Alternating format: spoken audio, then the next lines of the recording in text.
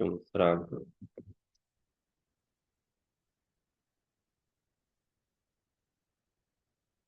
بسم الله والحمد لله والصلاة والسلام على رسول الله وعلى آله وأصحابه أجمعين.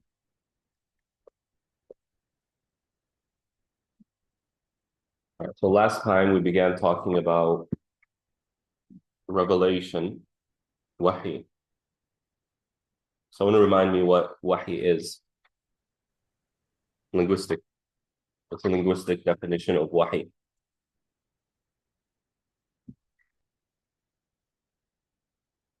Um, to reveal or to inspire. Okay, what's the technical definition of wahi?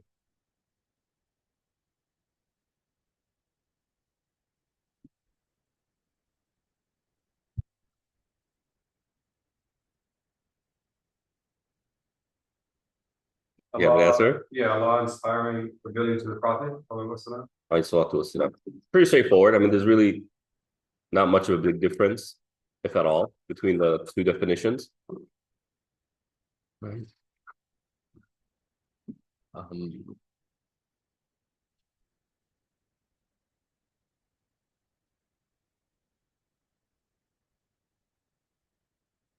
So when it comes to the two stages of revelation, right? What's meant by that? What's the first stage of revelation? You said from the tablets to the lower heaven. Right. So from the tablet, Lawh al-Mahfuz, to the heaven in which we are in, right? Okay, that's stage one. What's stage two?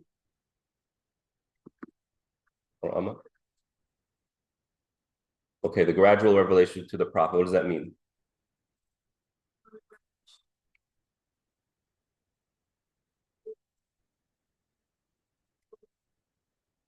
Okay, right. So if you want to kind of put this in an image, here's the Lawh al-Mahfuz, the tablet, or the preserved tablet.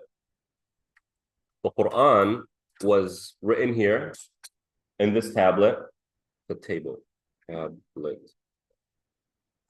In this tablet, like everything else. The Lawh al-Mahfuz, the preserved tablet, contains everything that's going to happen, right? And within it is the Quran. So when it was time for the Quran to start being revealed, Allah subhanahu wa ta'ala had it taken from the tablet to our universe, right? Or what's called Bayt al-Ma'mur. I'll just write Bayt here. So now the Quran in its entirety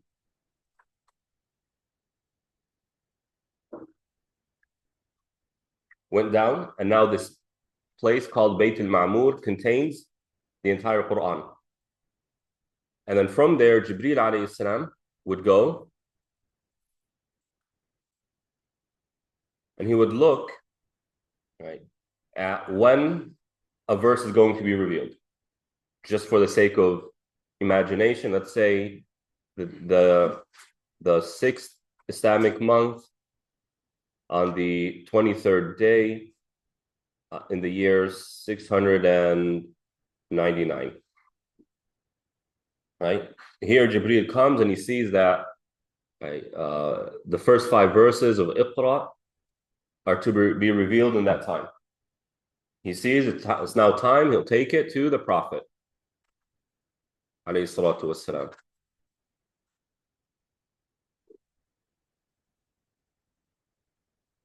Does that make sense? Is that clear? All right. Then we began talking about the first and last revelation. We started talking about the first revelation, which was what? First 5 verses of Surah Alaq, right?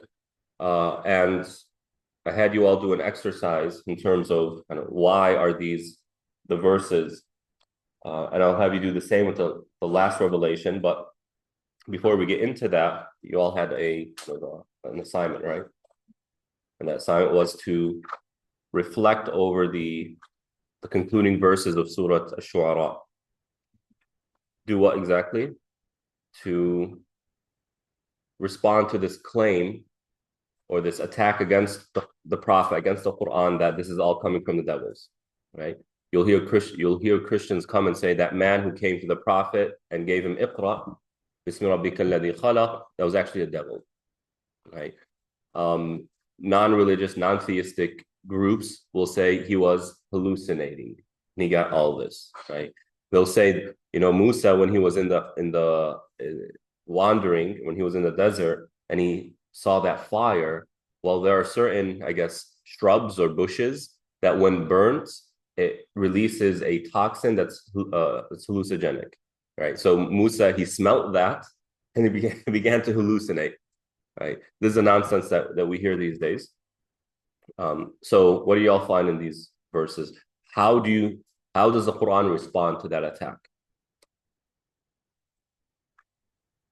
It was pretty clear. Allah subhanahu wa ta'ala says that he clearly says in the first verse that we read that the devil didn't bring this down, and that the shayateen don't even have the ability to listen to the Quran, let alone bring it down.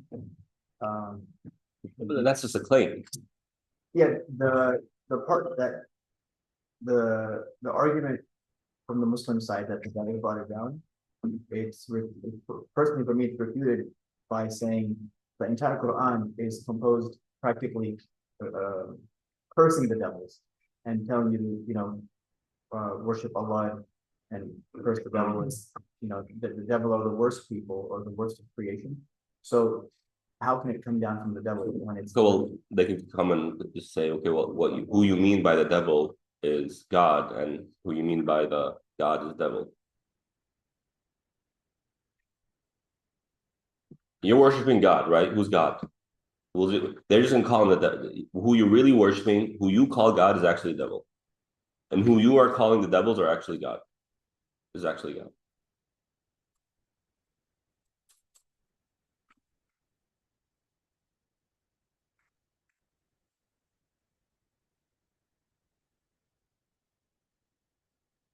Right. I don't know if I necessarily saw the good reply to that aspect, but what I did see was kind of like a response to those who do believe in God and revelation, that people are kind of implying or assuming that the devils could interfere with the revelation of God and somehow throw some things in. And so Allah is just saying, like, don't assume that. Like, I'm not going to allow anything to interfere with my revelation. And so kind of pushing back on the assumption that somehow the devils have this type of agency where they could interrupt what God has, what God is revealing to mankind. Okay. So if I'm understanding you correctly, what you're saying is verses 210 to about 212, it's communicating more specifically to people who believe in revelation and all this stuff, that part of the reality of God is that the devils cannot interfere with the things that he does, right? And therefore, hence, the shayateen cannot come down with this. They don't have the ability to, and God will prevent it. right? So yeah, I would agree here that these three verses are actually talking to a more particular audience. So somebody like the Muslim, for example, who's like, let's say Muslims are discussing this with each other. Like, how do we know for sure that the devils didn't interfere here? And the answer is, do you think the devils can interfere with what Allah is saying and what Allah is sending? For a Muslim, it's a resounding, it's a clear, yeah, they can't do that, right? But for an atheist, it's like you haven't answered the question. And even for a Christian, right, they might believe that with their revelation, but not with ours. Right? So what else? Amira. Maybe you could say that, like in 221, where Allah is saying that, like, should I tell you about like what the shayateen are actually up to? And it's that they're, you know, like with the people that are spreading these lies, and you know, maybe you could kind of like point towards like what is the Quran actually calling to in and of itself, like look at how it's reformed society, look at the good that it calls them to do in terms of, you know, taking care of the orphans, feeding people, whatever.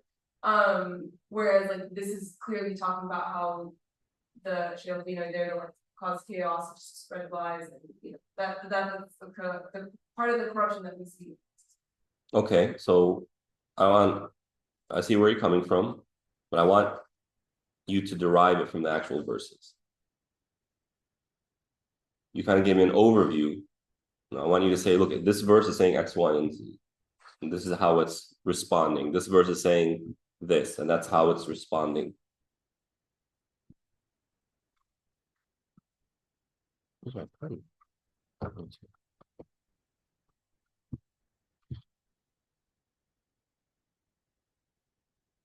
So when you see this, right, 222, what is it saying?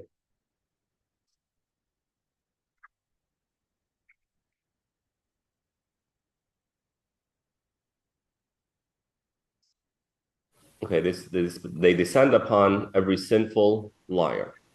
Okay, what does that mean? Who descends on them? The shayateen, right? So what is that? What is this verse saying?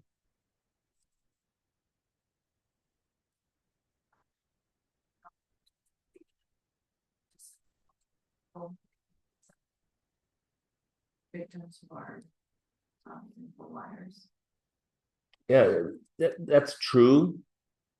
That's not in particular what the verse is saying. Is it?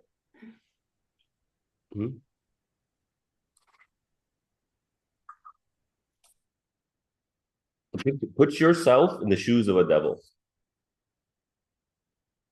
Right? No, I know this sounds funny, right? But the fact of the matter is, unless you can understand the psychology of a person or a group of people, you don't really understand the opposite. All right, the Sahaba said, we know Iman because we know Kufr. Now, we can't become kuffar in order to enhance our experience in Iman. But what we can do is look into their mindset, right? When we had the forum, they asked a question, if you can sit with three people, who would it be, right? I didn't answer that, but I thought to myself, who would I want to sit with? I want to sit with people who are so corrupt, it will help me appreciate Iman more, right? So I was thinking of Trump and Lil Nas. What's that guy's name? Lil Nas, what is it? Lil Nas X. And then the third person is Rick James. Y'all probably don't know Rick James. So you know Rick James, right? He's some crazy guy who Is he a rapper? I don't know, is he a rapper? For a rapper. For a rapper. He's like this hip hop icon or this. Famous song. He came on at the Chappelle show and they showed his story. They gave his story. It's hilarious, but the guy is clearly like he's in cloud, like he's in the abyss. Right. So I think it would be funny for these three people to be together, but at the same time, they're so corrupt in different ways that I just want to get, like, I want to understand, like, what the heck is going on in these people's minds, right? So that I can better understand who Allah is talking about. When he talks about people like Abu Jahl and Abu Lahab, and like, I want to understand that reality. So while it's funny, at the same time, there's substance there. So put yourself in the mindset of a devil. Who are you going to go up to? Who are you going to go around? Who are you going to be around? So the Prophet. The Kaffarin Athim. So Go ahead, Fatima. so I mean, I would think that that he would not come to a person like the Prophet, who is a honest, truthful person, and given like the nature of the Quran, that it's providing guidance, that's literally like the opposite of what the message is and who the shayateen are. Right?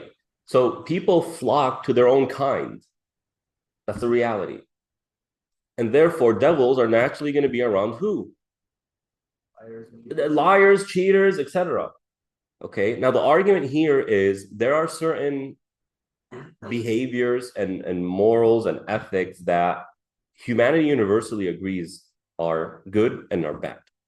Lying is universally agreed. Theistic, non-theistic, doesn't matter. Lying is universally agreed, it's wrong. Deceit, cheating, etc. Right? And therefore, if the devils, right, if that's who they are, that's who they're going to be around. And that's what they're going to inspire people to do. Right? تَنَزَّلُ عَلَى كُلِّ أَفَّاكٍ أَثِيمٍ. Right? So hence, a few verses later, when it's talking about the poets, Allah saying, devils love to be around poets. In our times today, devils love to be around musicians. Because musicians are the modern day poets. They love to be around them. Why? Well, Allah gives us two reasons. أَلَمْ تَرَ أَنَّهُمْ فِي كُلِّ وَادٍ يَهِيمُونَ. Right? They're in every valley. They are roaming. Right? وَأَنَّهُمْ يَقُولُونَ مَا لَا يَفْعَلُونَ. And they say that which they don't do. This previous verse, they are roaming. Technically speaking, what's meant by this is more of a phrase in the Arabic language back in the day. When you say this about someone, what you are saying about them is that they say this today and then they change their opinion tomorrow, right? They say XYZ today, tomorrow, no, it's ABC. So they're changing their opinions. They're not consistent. And on top of that, they say that which they don't do. Okay, how do we imagine this? Now, for the Arabs here who have heard Arabic songs and music, they'll notice something very quickly. I don't know how this is in other cultures, but in Arab culture, this is basically music. One track is about how much this guy or this lady is in love, and the next track is how much they hate that person. Track after it, I want to be in love. The next track is why do I want to, put myself through the headache. It's all about love, but one time it's for, one time it's against. Okay, are you for or are you against? Take a stance. Are you with or are you not with? Like, you can't be both. So you see this in music, right? And then they say that which they don't do. If I can fall into this, I will walk 1,000 miles just to be with you. You all heard this? It's an older song. Yeah. For those of us married here, will you ever walk 1,000 miles just to be with your spouse? I'm not going to do it. I'm going to get her a plane ticket or I'm going to get her an Uber. That's the way it works, right? They say that which they don't do. In poetry, it's all about the courage. I will charge the enemy and I'll do this and I'll do that, right? They say that which they don't do, and that's hypocrisy. So these are the behaviors of the people that the devils like to be around, that the devils call to. And then the surah concludes by saying what? Right? Amanu wa amilu salihat. They believe, they do righteous deeds, and they're constantly remembering Allah. I mean, it doesn't make any sense to say that this man, the Prophet ﷺ, and his followers are actually following the devil when day and night they're saying Allah, they're saying God, and they're worshiping God. How does it make any sense? Right? Here it's in the verse, it's saying it. وَانْتَصَرُوا مِنْ بَعْدِ مَا ظُلِمُوا. They fight against oppression. They fight against injustice. Devils cause injustice, they create injustice, they create oppression, they love it, right? So this is how the Quran responds to that claim. All right. Any questions on that?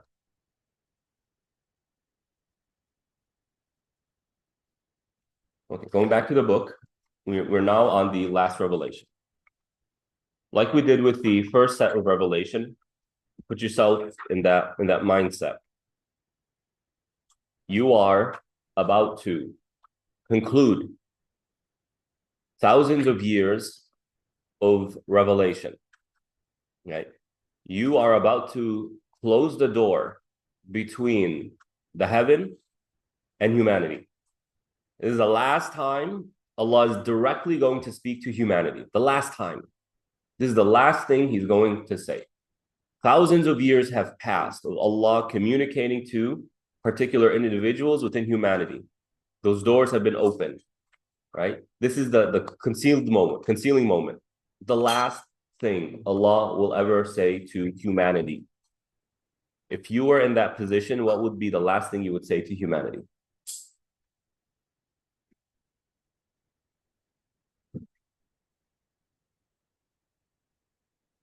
Don't read it. I want you all from your own minds. I'm not looking for the right answer. I want you to gauge how you think. This way, when we see the answer, right, you're able to now better understand what the Quran wants versus kind of the way you've been seeing things, and you adjust. Sardar? Maybe it's like the last one, believe Prophet and believe me, so okay. To remind humanity, right? This is the last thing I'm telling you. Obey me and obey the messenger. Okay, makes sense. I answered all the questions you had, and there's nothing left ambiguous. So right. Yeah, so maybe اليوم أكملت لكم دينكم وأتممت عليكم نعمتي. Today I perfected your religion. I completed my favor upon you. Sure, you can see how a person would conclude revelation that way. You conclude a book that way, right? How would you have concluded this? This is really heavy, man. That's it. Allah will not talk to humanity directly thereof. And this is a new era of the human experience. What would you say? I want to hear more. Come on. There's no right answer here, right? This is Isa. Right? You remind people of paradise and hellfire. Like this is what's at stake here, right?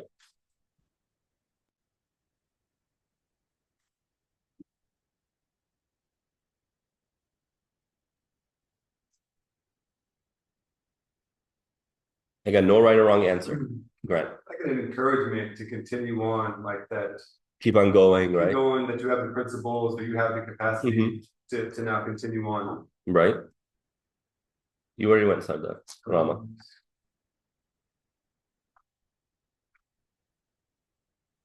Okay, so remind of the pillars of Iman. One more person. Amira? Maybe like a story for that kind of like illustrates. Okay, maybe a story, a surprise. Here's like kind of a gift, a parting gift, something you know, what do they call it today in trending stuff, like never before seen or something like that. Sure. But how does Allah actually conclude? The last thing Allah tells humanity directly. The last thing. What is it? Who knows the verse? وَاتَّقُوا يَوْمًا تُرْجَعُونَ فِيهِ إِلَى اللَّهِ ثُمَّ تُوَفَّى كُلُّ نَفْسٍ مَا كَسَبَتْ وَهُمْ لَا يُظْلَمُونَ. Right? It says, have taqwa, be conscious of the day when you will return to Allah, and each person will come back with what they have acquired, and no one will be dealt unjustly with.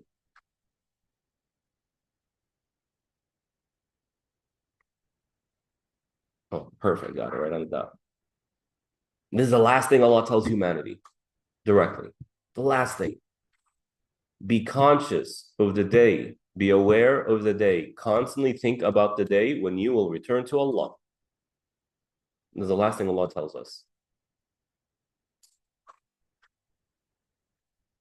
Why do you think that is?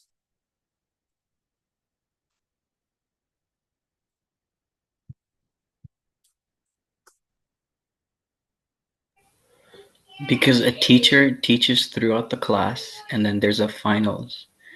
So you don't do it, you're gonna face the consequences on that day. Okay, Rama.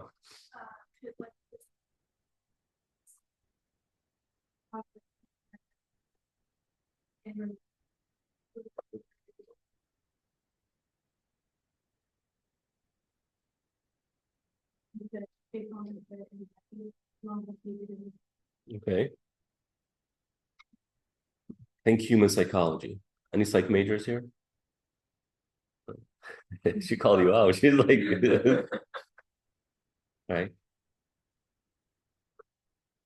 Imagine you practice this today, just today. Just constantly think about the day of judgment.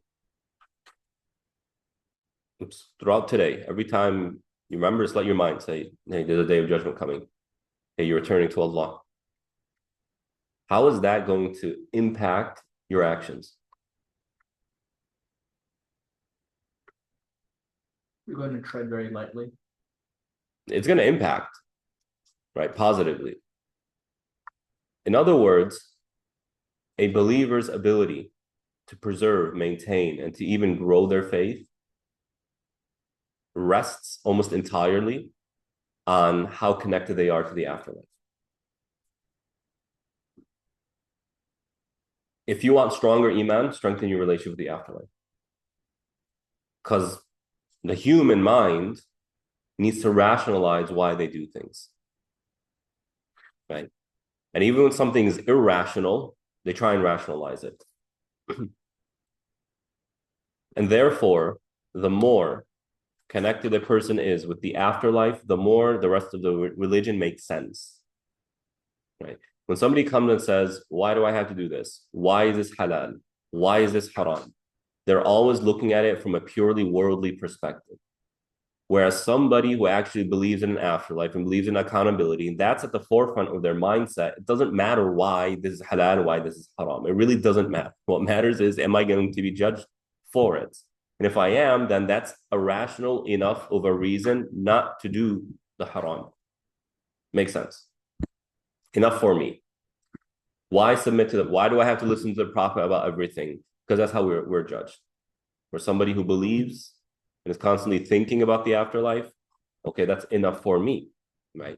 So Allah subhanahu wa ta'ala is concluding by saying your ability to succeed in what I have given you, the Quran, rests tremendously on your willingness and your embracing of the afterlife. Your willingness to pursue the afterlife and your embracing of the afterlife. This is what it is. So Allah has left us with the most critical elements of our success as believers. I mean, think about it. If you believe in Allah, but you don't believe you're returning to Him, would you pray? Why? Why should I pray? Why should I fast? It doesn't make any sense. Yeah, I know it's a good thing, but it's too inconvenient. I don't want to. It gets in the way of me and what I want to do. And seriously, what's the point of fast? Like, what is the rationale behind fasting? If you say health reasons, there are other ways of doing it. You don't need to fast. Right? If you say spiritual reasons, just to feel closer to God, well, you could do that other ways without putting yourself through the burden of fasting. The only rationale, the only real rationale is that there's reward in it in the afterlife, that's it. And there's punishment if I don't. Right? So this is the last verse, the last thing Allah subhanahu wa ta'ala ever says to humanity. That's it. Consume. Done. Now, you'll find in books discussions or disagreements over what is the last verse.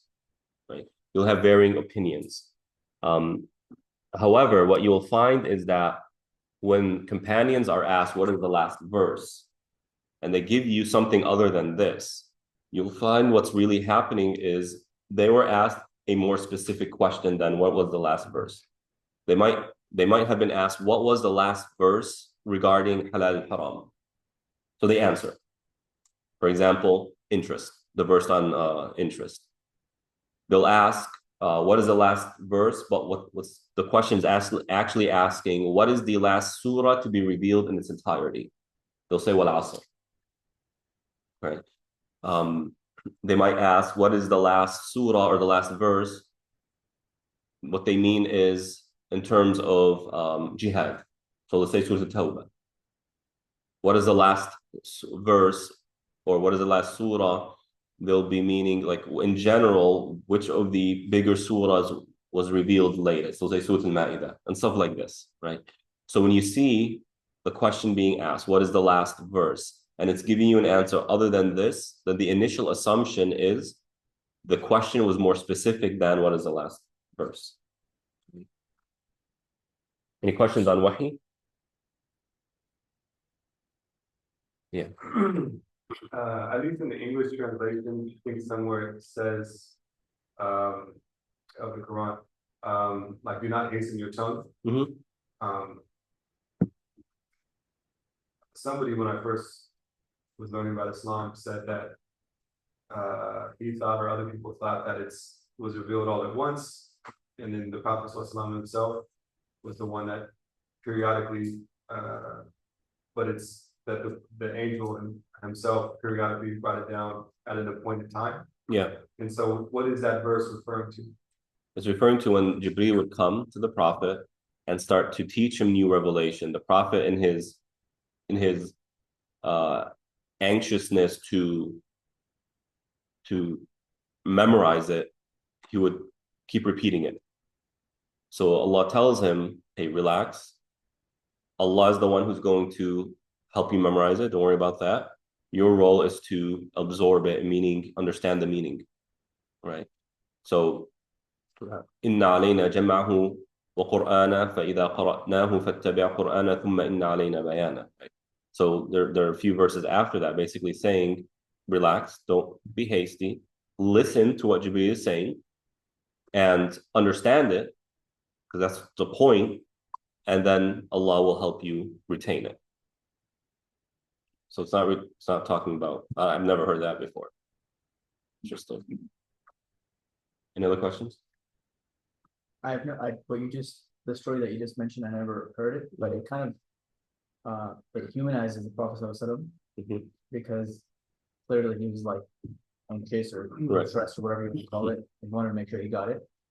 And sometimes, like, I thought that Jibreel alayhi salam just put it in his heart without like the whole process of learning it and repeating it and memorizing, whatever it may be. Yeah. But that's good. That's good.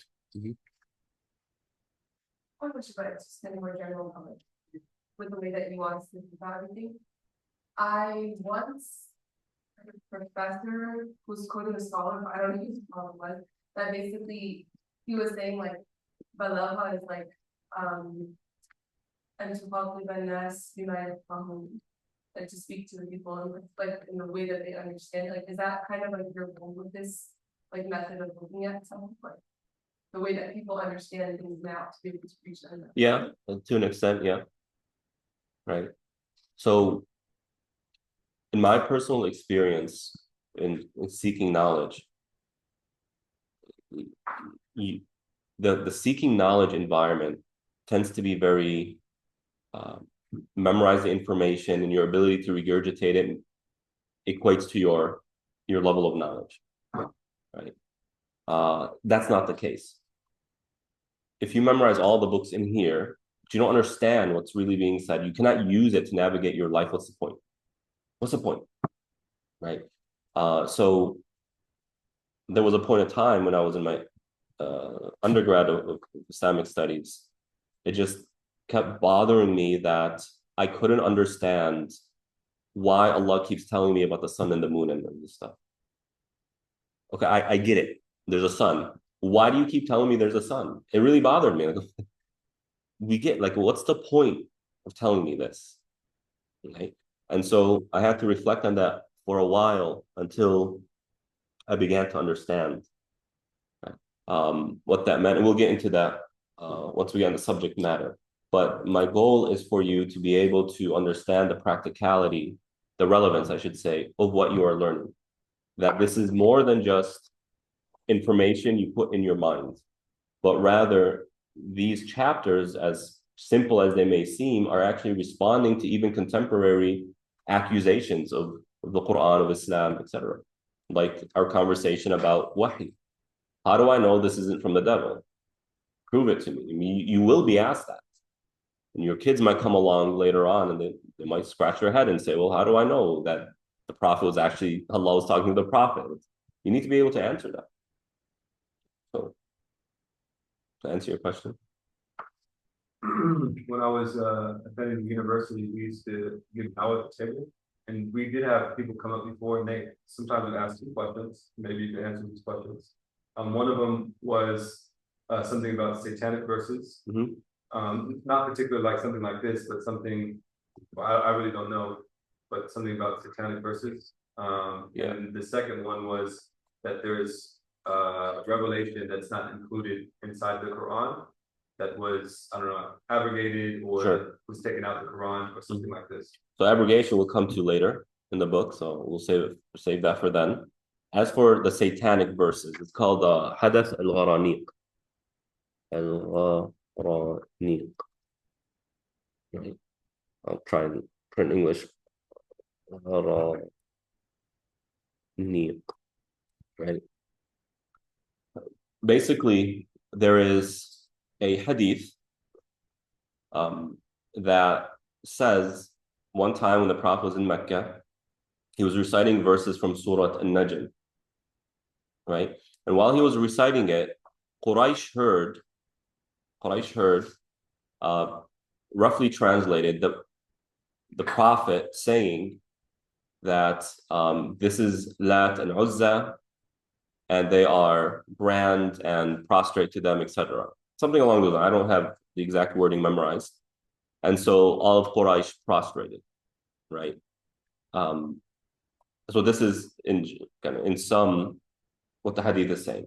Now the hadith itself, scholars differed over its authenticity, with many scholars, if not the majority of scholars, saying that this is a weak hadith, not to be taken, right? But some scholars have said, no, the hadith checks out.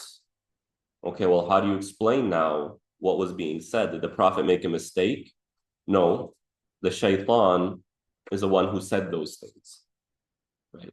According to those who said this hadith is actually, this incident is actually authentic.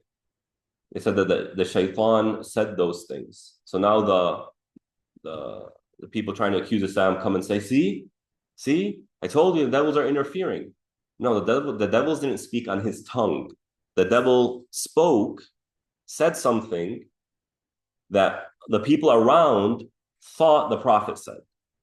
So it wasn't the devil speaking on the Prophet's tongue or influenced the Prophet's mind and he messed up and said something, right? But rather it is the shaitan himself who spoke it.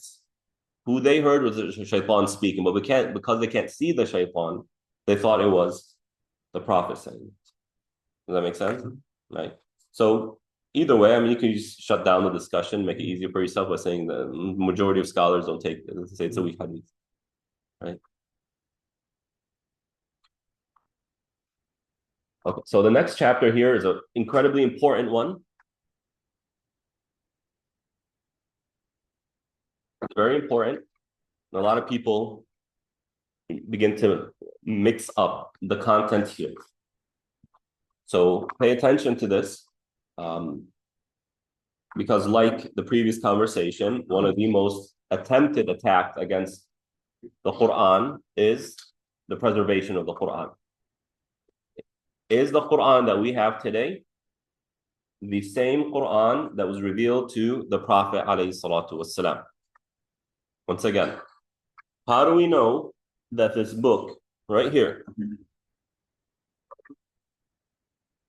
this right here, the way it is written, right? If I were to open a verse and see, right? تبارك الذي نزل الفرقان على عبده ليكون للعالمين نذيرا. How do I know that this is actually what the Prophet heard? How do I know this is the way we recite it now is how the Prophet recited it, right? So this is critical. This is what's meant by the preservation and compilation of the Quran. How did all this come together? This, right, what we have here, how did this come to be? Okay. That's what we're going to discuss in this chapter. For now, why don't we take a 5-minute break, inshallah, and we'll continue after.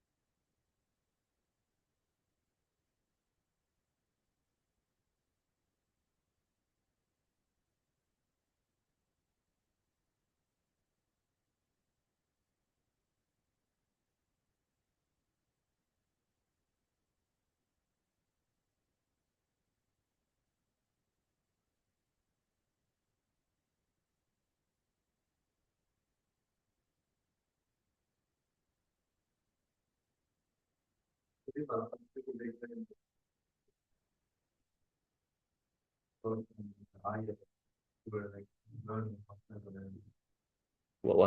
about Aisha? You're saying like there was some textbook like Samaya and that it was like protecting. Then something happened like she lost her burn and A Quran or a yeah, Muslim? there's some ayat like Some ayat. I don't know. Even if she lost it, other people have it. Yeah, yeah. You know,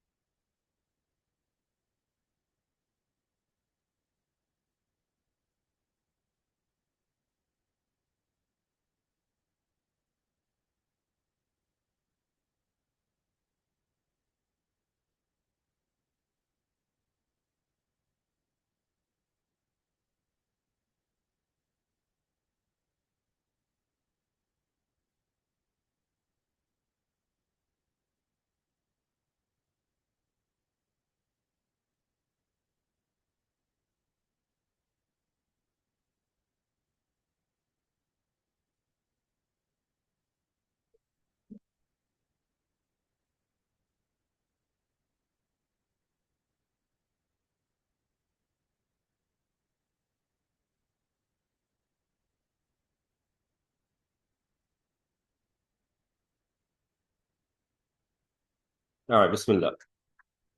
So, to set up this conversation about the preservation of the Quran, we know that revelation had been coming down to the Prophet, to the prophets for a very long time.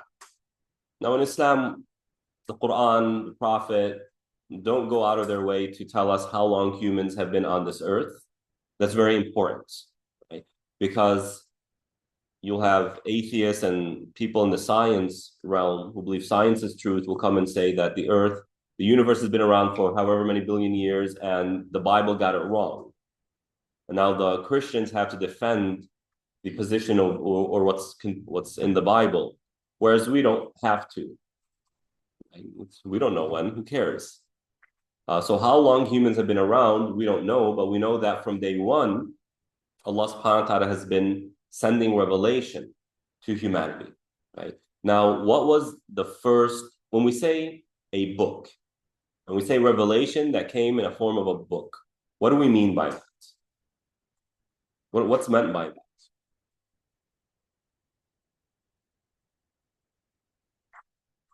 Are you asking about our revelation or No, just in general. When you say that, when we say revelation, just as a term, what does that mean? What does that refer to? We just went over this, like in the last chapter.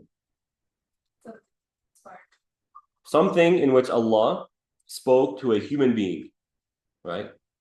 And it is that conversation or that connection that causes this human being to become a prophet, whether that's directly from Allah or through Jibreel alayhi salam, regardless, right? So that's revelation in general. Now, some revelation came as a book, kitab, right? A kitab, kutub.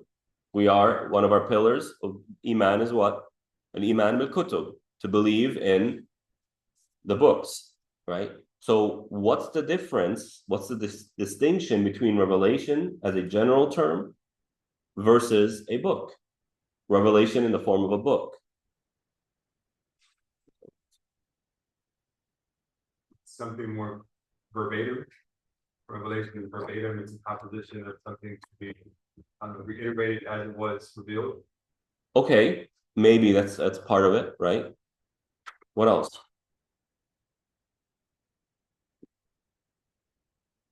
Amira?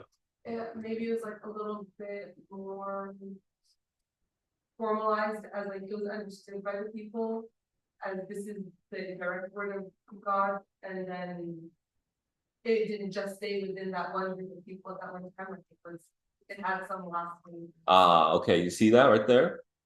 It's formalized, so to speak, in a way that's easily transmissible, right? You can transmit it. You can take it from one generation to another, right? Now we can add to what Grant and Amira said. There is it's almost as like a set of instructions, whether it's fiqh instructions, like halal haram instructions, or spiritual instructions, right? The idea is revelation in the form of book is a more formal set of instructions that humanity can transmit from generation to generation. That's a kitab. Now, what was the first kitab to be revealed? No. Suhuf Ibrahim, the scripture of Ibrahim alayhi salam. Right? Now, there are 5 books of revelation that's mentioned in the Quran. Suhuf is one. What are the rest? Psalms. The Psalms of Dawood, Zabur, okay. Torah, Injil, Quran. These are the 5 books. Are there more than 5 books? Possibly. We don't know, right? But Allah revealed these 5 sets of books. Now, of these books, there's only one that's reliable. There's only one that Allah subhanahu wa ta'ala wants us to follow, just one, even though they're all His. Right? Forget about the corruption aspect for now, but it's only the Quran that we are required to follow. In other words, if we had the preserved, the pristine version of the Torah and the Injil right now, it doesn't matter. It doesn't matter. We follow the Quran, right? So, Christians will come and they'll be upset about this. Right? And they will say, you have erased our history, so to speak. And but that's a contradiction because the Quran is telling you to believe in the Bible, but not to follow it. They say that that's a contradiction, right? That's problematic. How can you believe in it, yet you're not allowed to apply it? So our initial response is going to be, well, what you have is not the Bible, first of all, so we're not interested in following it. And even if it was pristine version, Allah commands us to follow what He wants. It's up to Him, not up to us. And if Allah wants to say, forget, you no longer are asked to apply what I told you before, so that you can apply what is more recent, then what's wrong with that? Where's the problem there? All right. So you'll get these types of questions, but where I want to focus on is why didn't Allah subhanahu wa ta'ala preserve the Torah and the Injil and the previous scriptures the way He preserved the Quran, right?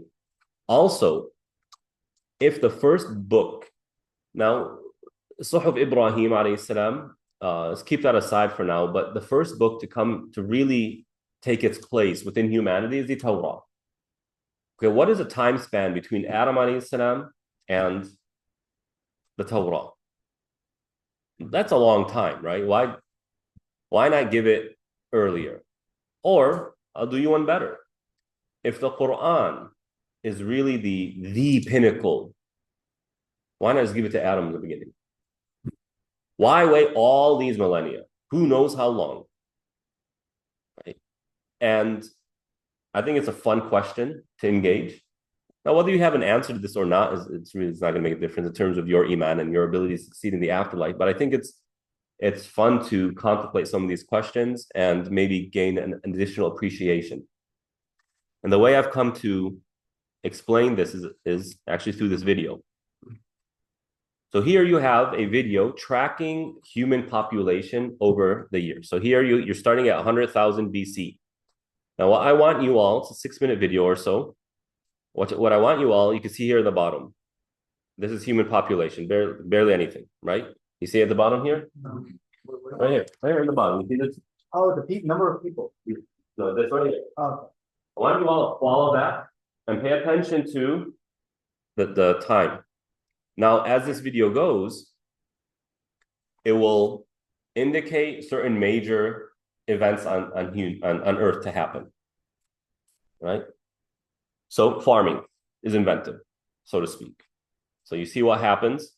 Human population begins to increase. Now we're in the 80s. Year 1.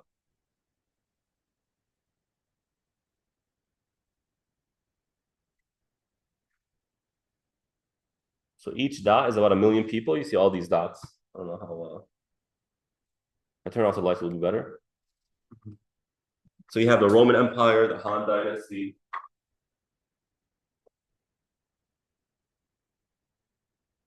Better.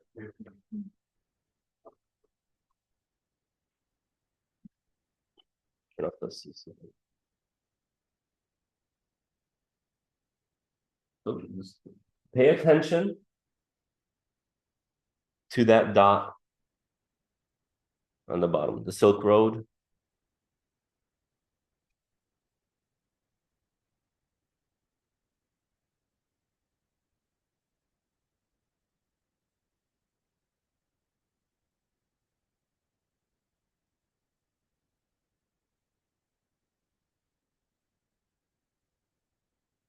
The golden age of India.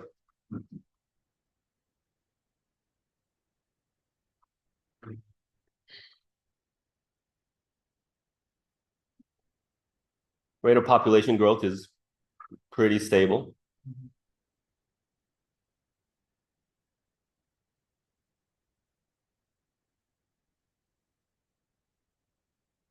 Barely moving. Birth of a son. Look what happens. You see that? mhm. What happened? The Muslims are having a lot of babies. Did you see the difference? Yeah. Let me rewind it here. Oops.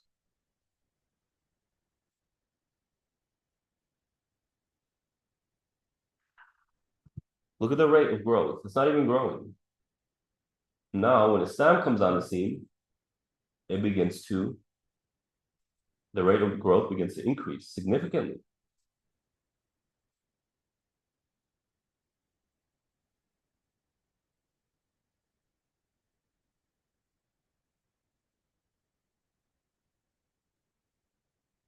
Look at that.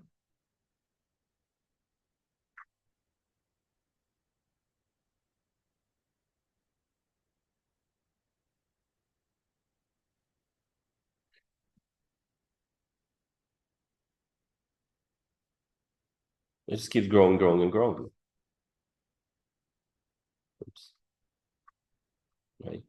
And you know what happens over the course of history. Now, there used to be a longer video that actually shows the birth of Judaism, the birth of Christianity and whatnot. And you see the same thing. When Judaism comes, it starts to go quicker, a little bit quicker. When Christianity comes, it starts to go a little bit quicker. And when Islam comes, it really launches. So, in my mind, it just begs the question, when Allah put the Prophet and when He sent down the Quran might be based on rate of human population growth. In other words, Allah subhanahu wa ta'ala put the Quran and the Prophet down at the precise time when humanity is about to grow exponentially, right? And again, this is just a theory of mine. Allahu A'lam. Now, another way of looking at this is as follows.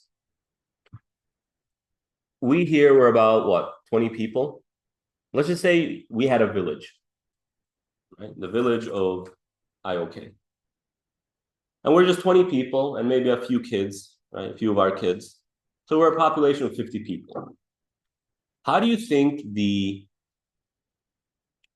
this village is going to be run? Does it need to be sophisticated? No, right? Do we need to like elect a leader and we kind of just deal with it, right? There's 50 people. There's no need to elect a head of state. There's no need for any sophistication. Why? So it's just a small group of people. We kind of talk it out, so to speak.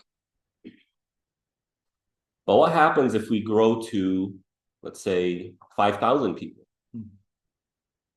What is going to start happening more often? Fighting, right? There's going to be more fighting. Now what do we need? Rules and regulations. Rules, regulations, laws, right? Courts, police. But 5,000 people in the village, most people know each other, right? Most people know each other, and therefore, you might do something wrong. There might be disputes between people, but people are going to stay within lines, right? Remember back in like junior high, for those who went to public school, everybody knew everybody else. So, and when someone does something wrong, everybody knows about it. So that's a deterrent right there, right? So when we're at 5,000, we need a formal system of law. Well, the Torah was what exactly? A formal system of law that came at a point in time when maybe human population became large enough to where, there's more fighting, this needs to be organized. But still small enough to where everybody knows each other, so people kind of stay in line. Now, fast forward several centuries, we're IOK village, now we're 20,000 people. Does everybody know everybody else? No. And if you feel that other people don't know you, when somebody feels that kind of, I can get away with certain things, right? Not everybody knows me. Doing something unethical is not going to result in me never getting a job or never getting married because but they don't know. Right? So what's going to be the challenge of these populations? Correct. internal corruption, like ethical behaviors are going to erode. Now, in the line of revelation, the Injil is what? It's a book of ethics. It's a book of ethics. Behave this way, don't behave this way, right? So again, it seems like human population grew in a way, now it needed to be reformed in terms of ethics and principles and morals. That's what the Torah was. And in general, the Torah and the Injil were situated where on the globe? Where specifically? In Jerusalem, right?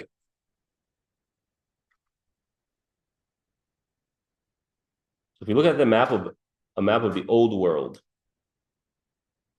how old? Right? This is kind of pre-modern times where people haven't sailed the oceans and whatnot. So it's really bad quality, but you can see Jerusalem here, right? This is essentially is in the center, the dead center of the old world. If you're passing west to east, you're going through Jerusalem. If you're passing north to south, you're going through Jerusalem. It was the center of the world back then.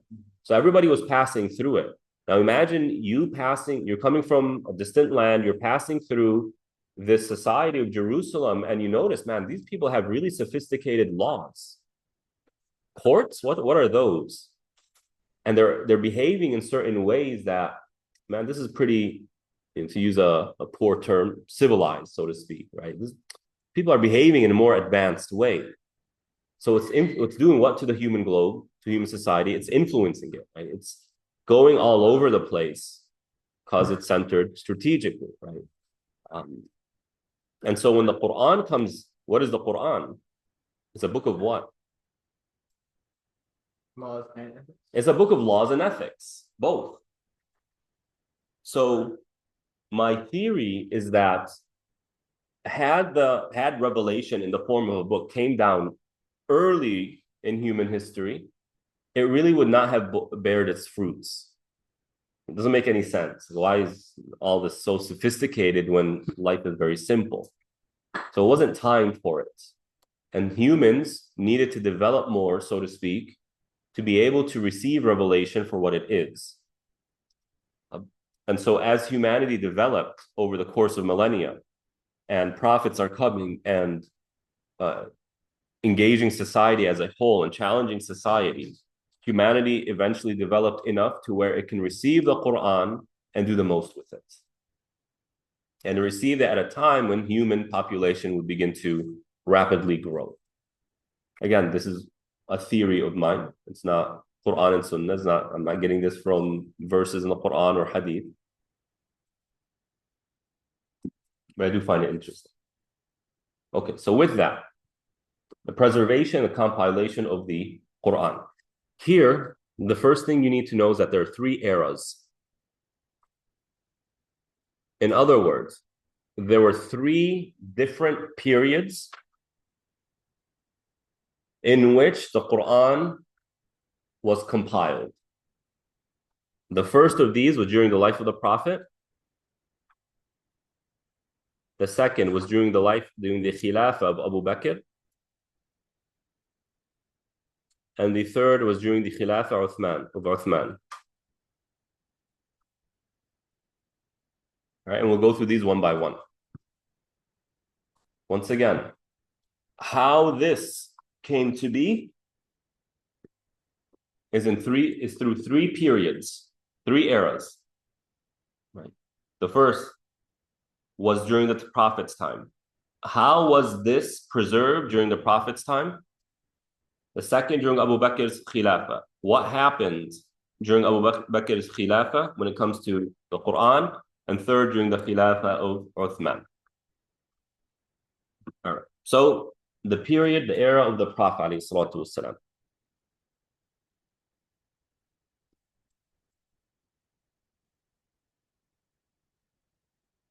So we know the Prophet ﷺ was receiving revelation. Once he received that, right, that's wahi, once he received that, what happened then? How was the Quran preserved, maintained after receiving revelation? This is what we're talking about now. What would happen is the following. Pay attention to this. Because no matter how many times I explain it to some students, they just, I don't know, it just doesn't sink in their head. And again, this is an incredibly important point because we're asked this question, right, about the preservation of the Quran. If you listen to any da'wah in the YouTube scene, this question has come up, right? No, the Quran isn't preserved. How do I know the Quran is preserved? Prove the Quran is preserved, and this stuff. The Prophet would receive revelation from Jibreel, right? Once the Prophet received the revelation, what would he do? He would call companions who knew how to write. The Prophet had about 10 scribes, 10 or so scribes, right? These are individuals who knew how to read and write. Okay, so let me just act as the Prophet. The Prophet has just received revelation. Okay, Tayyib, come. You're one of my scribes. Come. Okay, get something to write. Any random thing. Okay, let's pretend that this is a stone. Right here, turn so everybody can see you. Come here, huh? I can see you. This is a stone. Okay, Tayyib. Jibreel has just gave me the following verses, right? Iqra bismi rabbika alladhi khalaq. And you're writing it. Now he's carving it in a stone. Okay? Okay, Tayyib, read to me what you just wrote. Great. Okay, great. You have wrote it as I have said it. Okay, Tayyib, this verse goes in the beginning of Surah Iqra, before X, Y, and Z verses, and after X, Y, and Z verses. Got it? Got it. Thank you.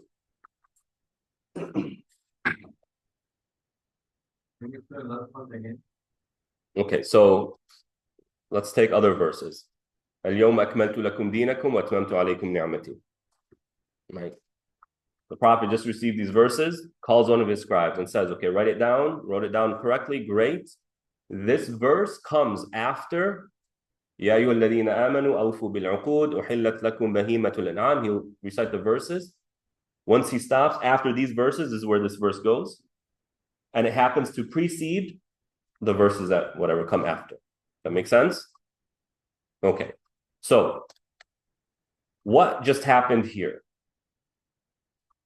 What happened here is the following. We know that what was written down by the scribe is correctly written. Why? Because the Prophet proofread it, so to speak. Right? We also know where that verse belongs in the Quran. Is that clear? Okay. So we have an image now, and we'll do that again as we go through this, the arrow of the Prophet right here, alayhi salatu wasalam. When the Quran would come down, people would memorize it. So they'd memorize it. So part of the preservation of the Quran is its memorization. The Prophet would say, okay, I'm going to teach, new verses came, whoever wants to memorize it, come, and the Prophet will recite it to them, and they memorize it. Right? In our times today, is memorization a big deal? No, it's meaningless, right? And it's important to acknowledge that because herein lies the challenge. When you tell people today that the Quran was memorized in the time of the Prophet, it's like, so what? Well, back in the day, memorization was a talent that was necessary for personal competence. Somebody who could memorize and to regurgitate what they memorized, it was seen as more competent than somebody who could not. So back in the day, back in the time of Greece, for example, in Rome, and the era of knowledge, when a scholar would present their information, they would memorize what they want to say and then regurgitate what they wanted to say from memorization, from memory. That's the way they did it. That's how you be competent. What we do today, right, in lecturing, for example, the first thing they tell you is don't memorize it.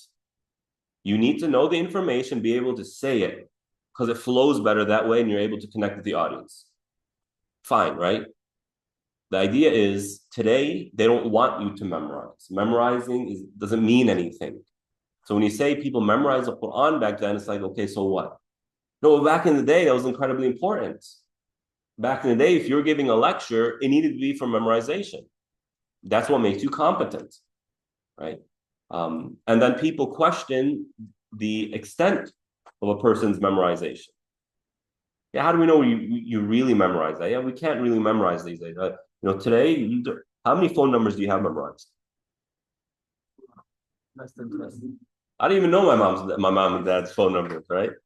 I just know mine and my wife's. That's I it. still remember phone numbers from the 90s. I remember, yeah, from the Yeah. 90s. But that was back then. Today, forget it. A grocery list? Huh. Forget it. Right? We don't, there's too much going around and we rely on too much technology that our brains don't really develop when it comes to the ability to memorize. But back in the day, when you don't have paper, pencil, the only thing you had was to memorize. So people memorized, right? Their brains developed that skill of memorization. So they were able to memorize more quickly and more competently, right? So the primary way in which the Quran was being preserved was through memorization and through the oral transmission. The Prophet would say, people would hear and memorize, and then they would say, and other people would hear and memorize. But also, it was being written down as well. So it was being written down. There were scribes. And in the book, the scribes are mentioned. So do memorize that. Do memorize some of those names. That was a good test question. There were scribes, and they would write down on whatever they had available. You're talking about stones, you're talking about bones, you're talking about tree barks, leather, etc.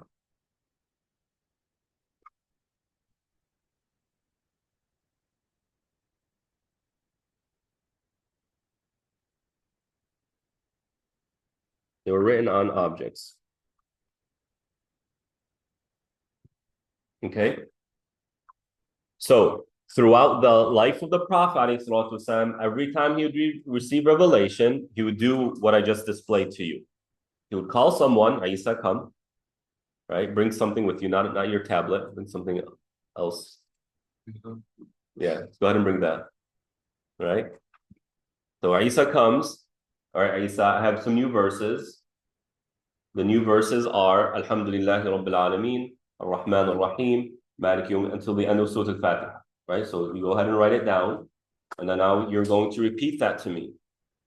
Right? He repeats it to me. Good, checked out, perfect. Isa, this goes at the beginning of the Quran. There are no verses that are before it. And what comes after it is Alif Lam Mim, ذَلِكَ الْكِتَابُ لَا رَيْبَ فِيهِ. All right? Thank you, Isa.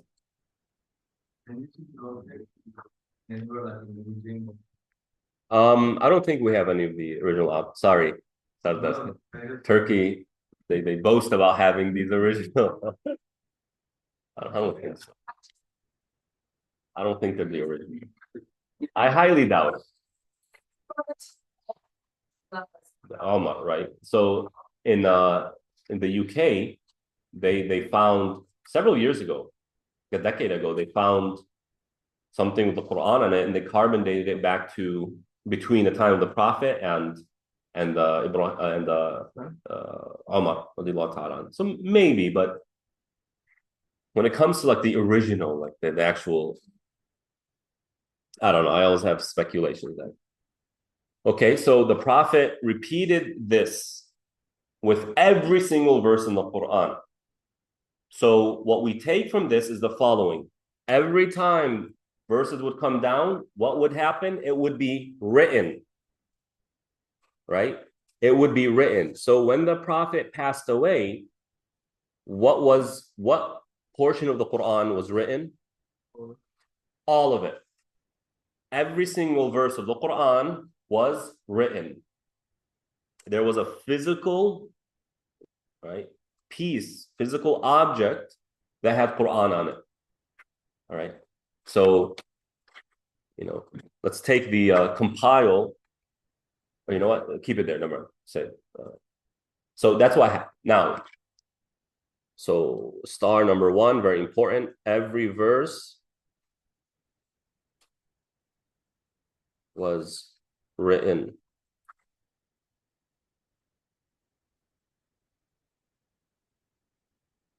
And the second one is the following, also incredibly important. It has to do with the order of the Quran, the order of the verses. How do we know that the order is correct? Right? The Prophet told, based on what? Every Ramadan, Jibreel alayhi salam would come to the Prophet and he would review the Quran with the Prophet. Right?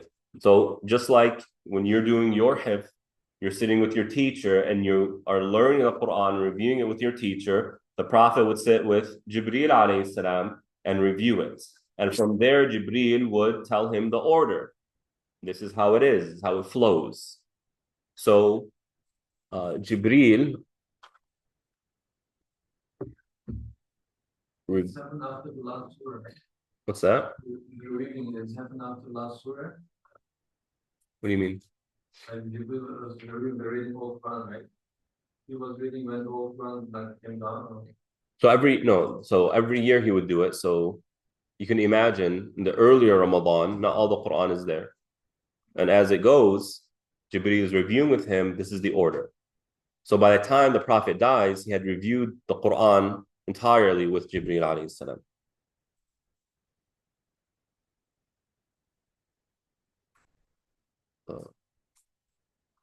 It's every Ramadan.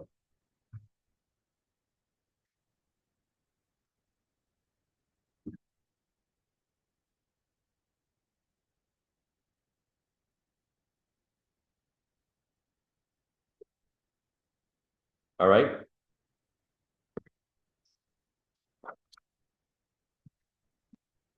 Is that clear? Mm-hmm. Everyone has an image of how this happened during the time of the Prophet. Okay. So the Prophet passes away, alayhi salatu wassalam. When it comes to the preservation of the Quran, what do we have? Imagine you're in Medina. Prophet alayhi salatu wassalam had just passed away.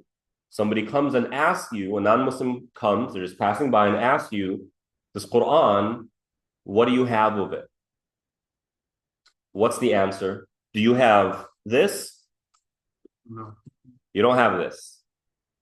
This is yet to be. You can't come and say, here, there's a Quran, there's a free copy, you need to read it. You don't read it, send it back, You're in Medina, what do you have of the Quran? What you have is a bunch of people who had it memorized, and they had memorized it according to the order which Jibreel reviewed it with the Prophet ﷺ, right? However, is it possible that, actually, hold on, take a step back. We know that as the Quran is being revealed, the order of the Quran, the order of the verses shifted slightly, obviously, right? You're accommodating you and whatnot. So is it possible that some of the companions who didn't have the latest update, so to speak, of the Quran, had the Quran memorized in an order that's slightly different than how it ended? Mm-hmm. Yes. Maybe with some verses that they didn't memorize, that hadn't been revealed yet, but they didn't know was revealed. That's how they had the Quran memorized? Possible, right?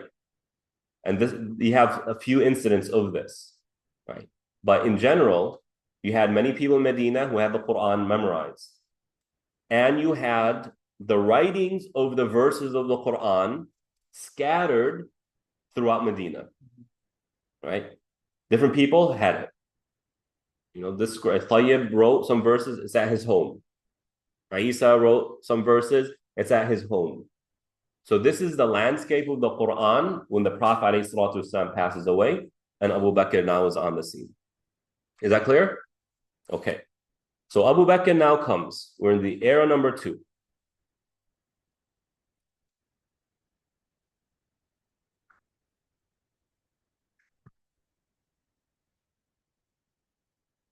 So here is Arabia. Right. Here is Mecca. This is Medina. Right. So you are in Medina with Abu Bakr, and you have all these other tribes. These circles represent differing tribes. When the Prophet passed away, all of Arabia had entered into Islam. Basically, all of Arabia entered into Islam. The Prophet passes away. Abu Bakr is chosen to be the Khalifa, and most of these tribes apostate or rebel. They either leave Islam entirely, or they don't leave Islam, but they don't want to submit to the legal authority of Abu Bakr. Okay? And now Abu Bakr has to deal with this. It's called the Apostate Wars. If you ever take Islamic history, you're going to go through it. Okay? Abu Bakr has to deal with these apostate wars. There are only 3 cities that stayed in Islam: Mecca, Medina, and Ta'if. These 3. So Abu Bakr is dealing with this. And you have an individual by the name of Musaylima, who claims to be a prophet. He actually did this while the prophet was still alive. Right? But he claims to be a prophet, and he's of a pretty prominent tribe, and his tribe rallies around him along with other tribes, and they go to war with Medina. Abu Bakr is dealing with this. He sends Khalid ibn Walid to attack and whatnot. In the end, it leads to the death of a lot of Muslims. A lot. And a lot of them were Huffaz. So a lot of the people who were martyred in the apostate wars were Huffaz. Now, at this point in time, the preservation of the Quran was predominantly how? Memory, right? And a lot of your resources have been killed, right? A lot of the Huffaz have been killed. So now there's a question here, like how to, if this keeps going on, this is going to be a problem when it comes to the Quran. So Umar radiallahu ta'ala, he notices this. He says, Abu Bakr, there's a problem. A lot of our Huffaz have been killed. And if this continues, we're not going to have enough people to continue to preserve the Quran. So why don't we compile it? Why don't we what? Compile it. Not why don't we write it? Why don't we compile it? And you'll see the difference here in a minute. Abu Bakr, his response is, yeah, the Prophet didn't do that. I'm not going to do it. Abu Bakr's political strategy was, I will replicate exactly what the Prophet did. Right? That was Abu Bakr's strategy. But Umar said, no, this is the right thing to do. And Abu Bakr kept thinking about it until he felt comfortable with the idea. So he commissions a companion by the name of Zayd ibn Thabit. Yeah, Zayd ibn Thabit. All this is here in your book.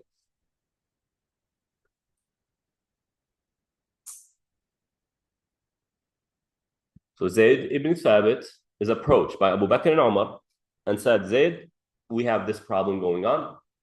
You are a young man whose memory skills are still really fresh and intact. You have the Quran memorized yourself.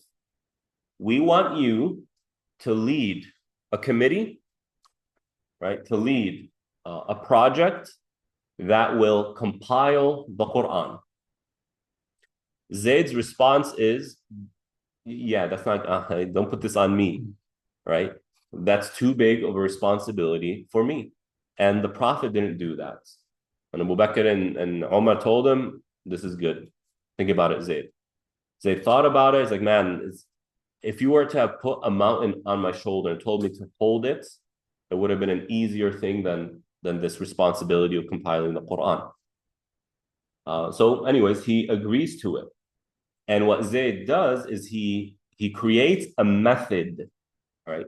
A method of verifying that this verse is from the Quran. Right? He creates a method. What is that method?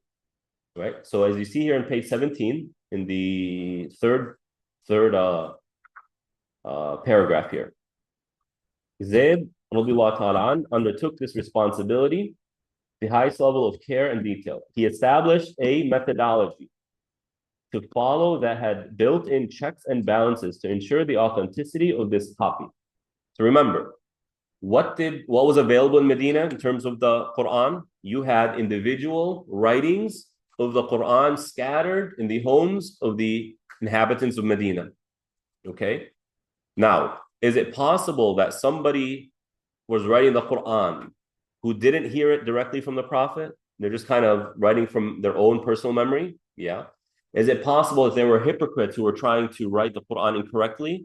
You know how every now and then people come and they say, oh my God, download a version of the Quran and part of it is missing and all this stuff, right? Is it possible that, whoever was putting the Quran in PDF form, skipped a few pages, they didn't realize a few pages were kind of stuck together, and that's possible, but it's also possible that there's a multi-billion-dollar industry that's trying to harm Islam and Muslims, right? It could be either way. So Zayd needed to verify, like, how do I know that this was written by the Prophet or under the authority of the Prophet, or at least it checks out in terms of how the Prophet ﷺ recited it. So he creates this method that filters, or I should say authenticates, what was written. So Zayd himself was a hafiz. So of this method, there were a few elements. One, you had huffaz.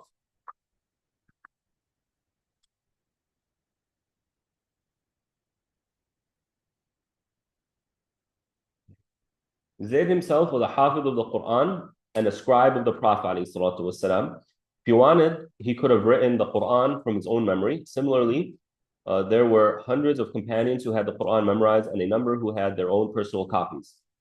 Instead of relying on one of these, Zayd radiallahu ta'ala an used a unique combination of all three. So he used the huffaz, he used the scribes of the Prophet.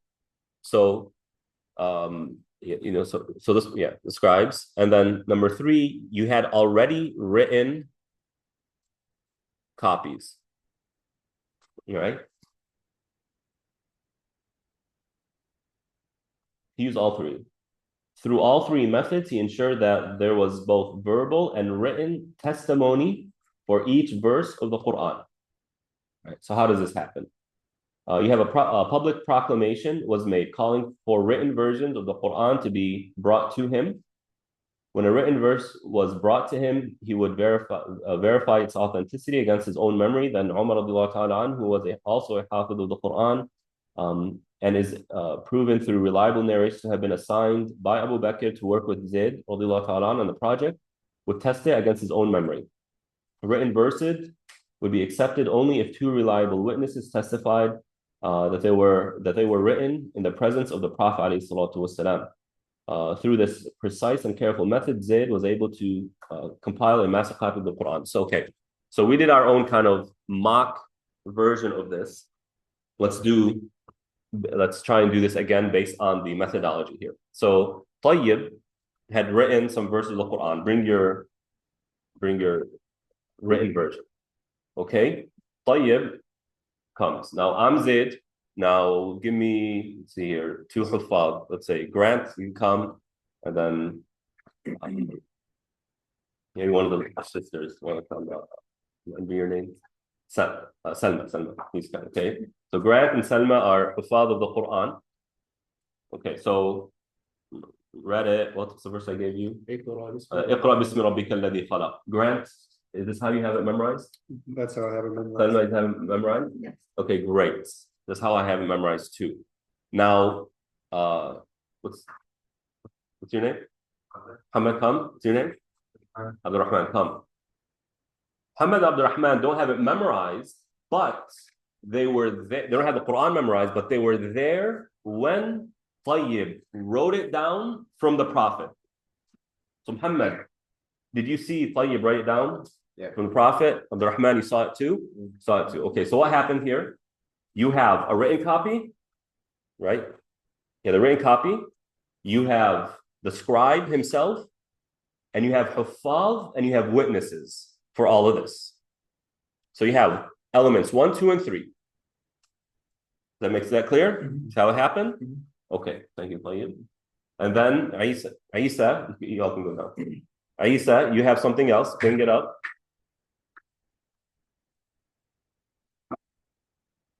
Can I have your put it here? All right. All right, Isa, you have some verses. The verses read, let me see. I'm Zayd bin Thabit. I have the Quran memorized. Alhamdulillah Rabbil Alameen, Ar-Rahman Ar-Rahim, Maliki Yawmiddin. Okay, this falls in line with what I have memorized. You have 2 Huffaz from the lady. This is how you have it memorized. All right, 2 individuals. Was there anyone there when Isa wrote it down? You have 2 individuals in the back who raised their hand. We were there. Great. This checks out. Putting it right here. Thank you, Isa. I'll give it back to you. I promise. All right. Zayd did this with every single verse. Until what did you have? What you had was all these written verses of the Quran written on different things, right? In one place. That's what you had. And they put verses based on surah separately. So you have Surah Al-Fatiha here in like a separate folder. Surah Al-Baqarah here in a separate folder. Surah Ali Imran, Nisa, Ma'idah, until the end of the Quran in separate folders. So you have all this going on. Each surah was written separately in something similar to folders. So each surah had its own folder. These folders stayed with Abu Bakr. Now this is Abu Bakr's home. All of the written version of the Quran, from stones to bones to leather to barks, were stacked up. Can you imagine how big this is? Remember back, I don't remember this. Back in, I don't even remember it, but back in the 70s when a computer, what was the size of a computer? An entire room, right? That's what you had of the Quran. If you wanted the written version of the Quran, the original, it would take up probably this entire room. That's what you have. And that's how, and it stayed at Abu Bakr. After Abu Bakr passed away, it went to Umar. And after Umar passed away, it went to his daughter Hafsa, right? And it stayed with her until the era of Uthman radiallahu ta'ala anhu. Thank you. Isa, please. All right. So when you get to the era of Uthman radiallahu ta'ala anhu, you have what? You have an organized written version of the Quran that was in the home of Hafsa. Did it look like this? It did not look like this yet. Was it in this order? Yes. Yes. Okay. It was in this order. As for what happened in the time of Uthman radiallahu ta'ala anhu, we'll save that for next week. If there are any questions, we'll go ahead and ask. Correct. So for number 3, Yeah. where should we put witnesses? Yeah, good point. So it would be number 3. Okay. Written copies with witnesses. Yes. Sorry then. What would happen if there was a witness?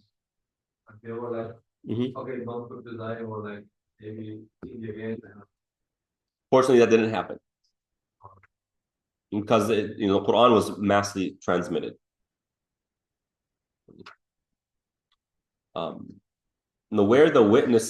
Where there may have been not enough witnesses was in terms of the qira'at, the different ways of reciting the Quran, which we'll get to next time.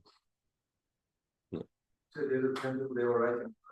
Like whenever each ayahs come, like all of them are writing, or like some of them are writing. Like, No. Some were writing. Not all. Not everybody knew how to write back in the day. There was only a handful of people who knew how to write.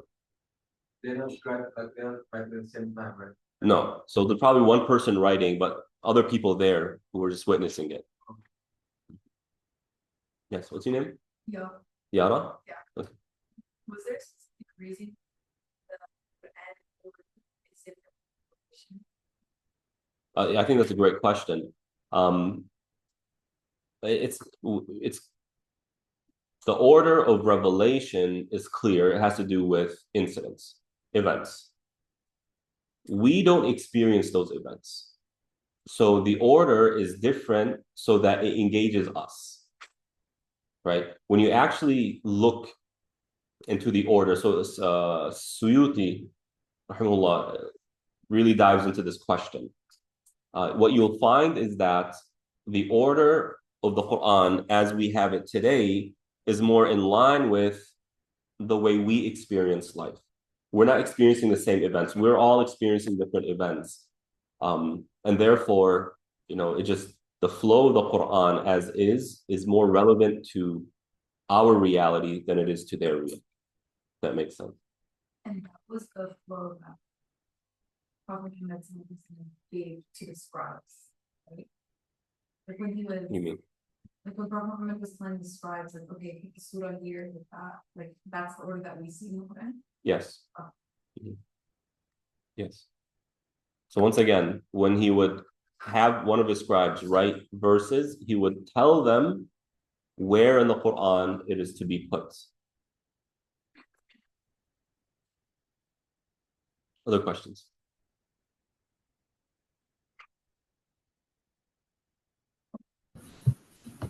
I had a question. Go ahead. You might have mentioned it, but do we know how many copies that Hafsa radiallahu anha had, or like how many were produced during this era? There was only one. There were no copies. Right? It was just one compilation of all that was already written. You're talking about, again, bones and stones and leather and whatnot. Okay. Thank you. Problem.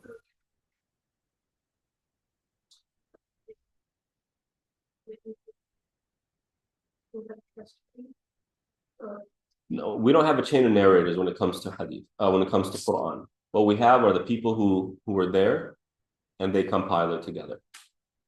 Yes. So there was only two Hufad that participated in the compilation? Or were there others who also would cross-verify? So this is a whole community effort. You can imagine you're talking about, 6,000 plus verses, over 6,000 verses.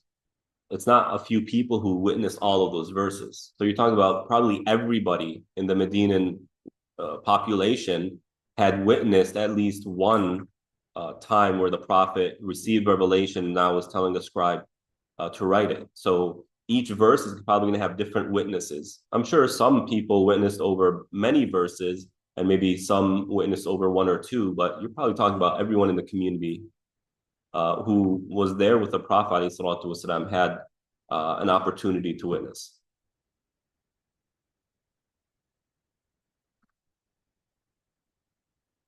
Any other questions?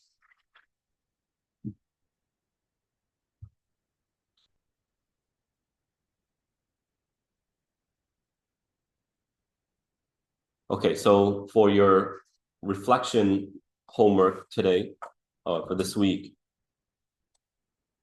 I want you all to imagine someone, a non-Muslim, coming to you and saying, how can I try? No, you know what? I want you to imagine a Muslim coming up to you and saying, how can I trust that the Quran we have now is the same thing that the Prophet ﷺ gave us? Right? How would you answer that? Remember, this is a Muslim asking you. If you have a kid, imagine it's your child asking you this question. What response would you give them? And I want you all to give extra thought to how people interpret information today. Right? So don't just repeat what you just heard. That's not a reflection, right? That's just repetition. But rather try and gauge, why are they asking me this question? What about the Quran or the compilation or preservation of the Quran are they doubting? What are they confused about? Try and dig into their mind. And again, this isn't a right or wrong. There's no right or wrong answer here. It is meant to help you develop kind of the tools to be able to put your information, your knowledge of the conversation with real life scenarios, right?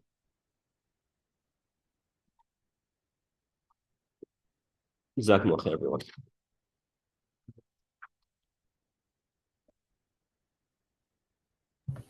جزاك الله خير.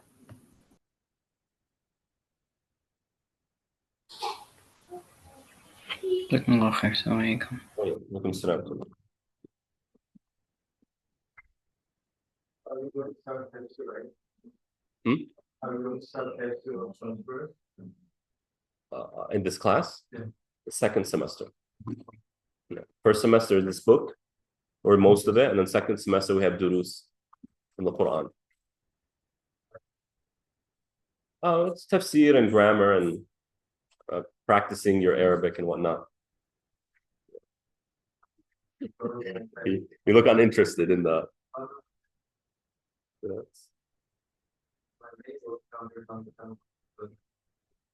You'll get some tafsir. Assalamu alaikum.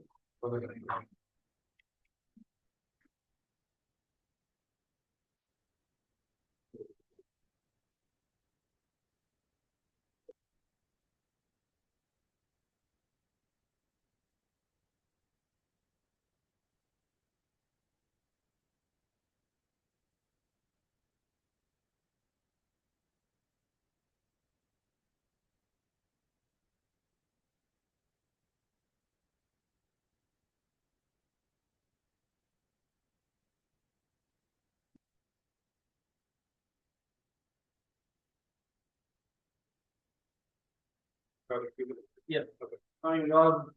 I don't know, 10 minutes? No, too long. I'm not like evil. Yeah, like 1 hour, 2 hour notice.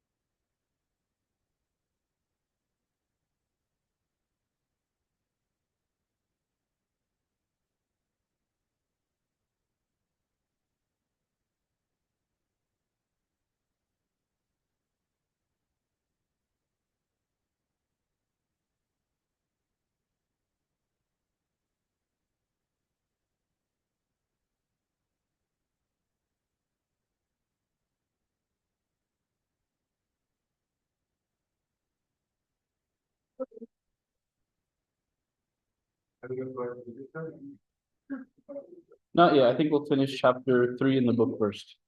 Because it's like a summary of chapter 3.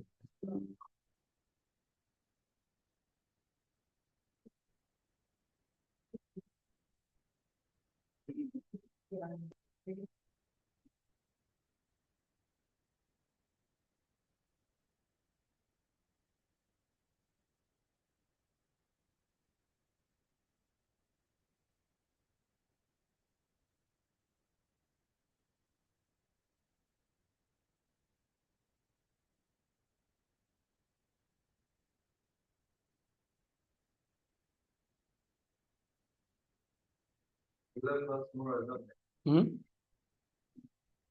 Is that okay? Are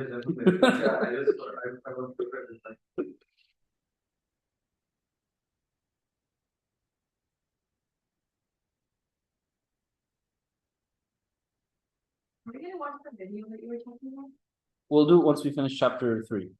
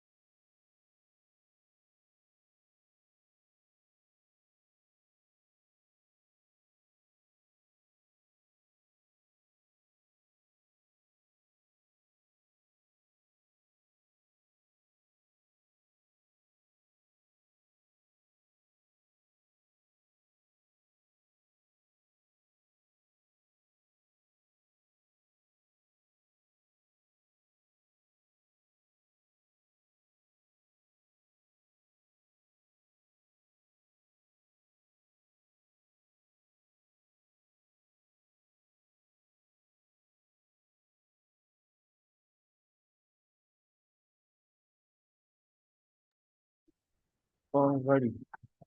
بسم الله الرحمن الرحيم الحمد لله رب العالمين والصلاة والسلام على أشرف الأنبياء والمرسلين سيدنا ونبينا محمد وعلى آله وصحبه أجمعين ومن تبعهم بإحسان إلى يوم الدين اللهم اجعل منهم سبحانك لا علم لنا إلا ما علمتنا إنك أنت العليم الحكيم اللهم علمنا ما ينفعنا وانفعنا بما علمتنا وزدنا علما وعملا متقبلا برحمتك يا أرحم الراحمين. We start as we always do first and foremost by mentioning Allah subhanahu wa ta'ala, praising Him, thanking Him, asking Him to bless, protect, honor, and compliment our beloved Prophet, our messenger, our role model, Muhammad Rasulullah, his family, friends, companions, and everyone that follows their way until the end of time. O Allah, include us from amongst them. O Allah, you are so perfect. We have no knowledge except for what you have taught us. So teach us those things that are beneficial to us. Allow us to benefit from what you have taught us. Increase us in beneficial knowledge and accepted actions. And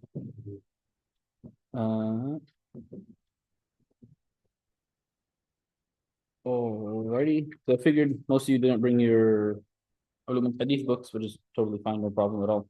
We'll just do from our hadith itself. So from Zadul Talibin. Wait for these things to pull up.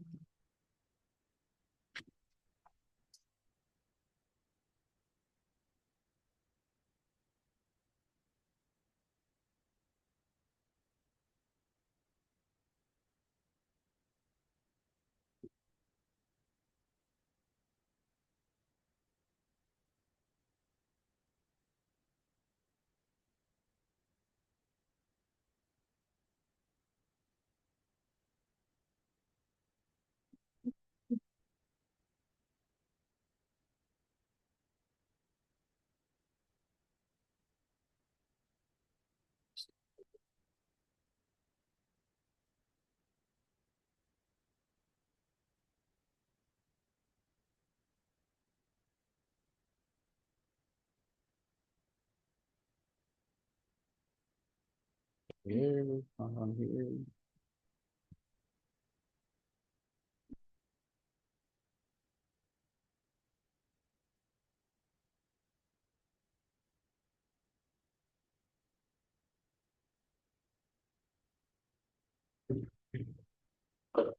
We're all able to see what Sheikh Tariq was sharing in first period online? They never complained about it. That's weird.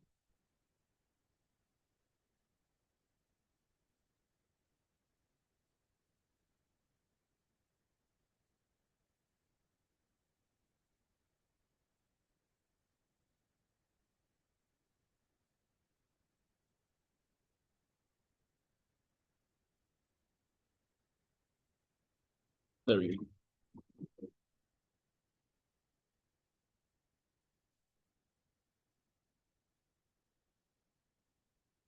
Alrighty. Hadith number 1, meaning Ad-Din al-Nasiha, was narrated by Tamim ad-Dari, radiyallahu anhu.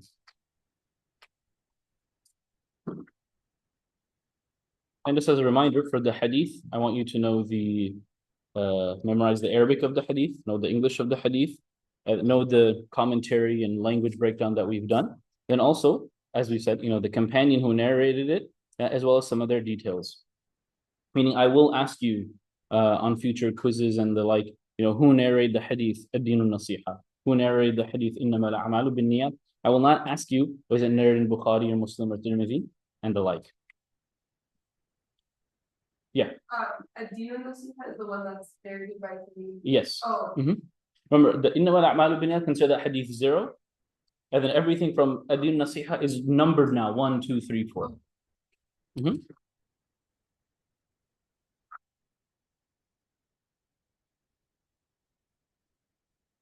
Could you say that one more time, please? Which hadith is? The first hadith, Innama al-a'malu bin-niyat, that's not numbered, that's like the intro to the book. So we'll just call that hadith 0. Ad-Din al-Nasiha is now numbered in our, well, I guess you don't have the book, is numbered as 0. Or sorry, Ad-Din al-Nasiha is numbered as hadith number 1. And then that one's Umar. Tamim ad-Dari narrated this. Like Umar narrated the first one? Yeah. All right. So who is Tamim ad-Dari? Number 1, he used to be a Christian, and then he became Muslim. He became Muslim in the 8th year after Hijrah. Because we'll be using this term after Hijrah a lot, it's come up with a lot of our death dates. A brief background as to what is after Hijrah. The Prophet sallallahu alaihi wasallam was born in Mecca.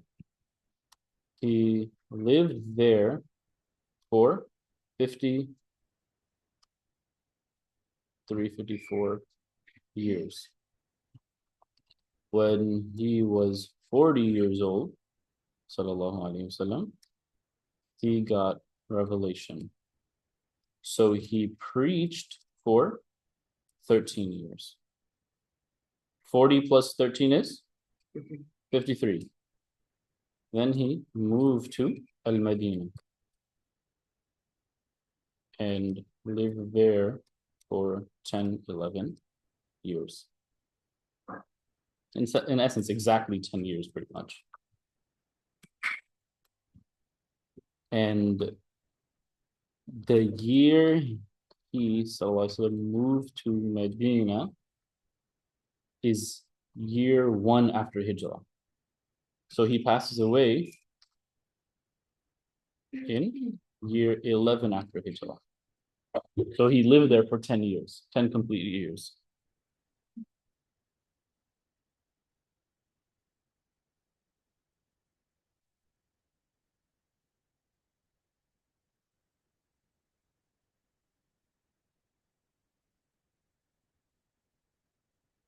All right.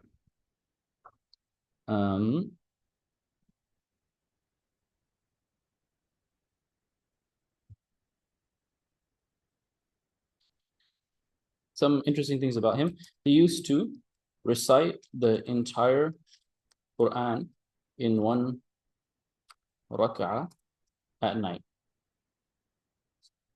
This is obviously not normal for the companions, but this is a rarity from amongst them. We're talking about Tamim ad-Dari.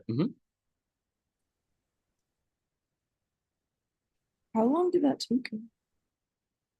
The whole night.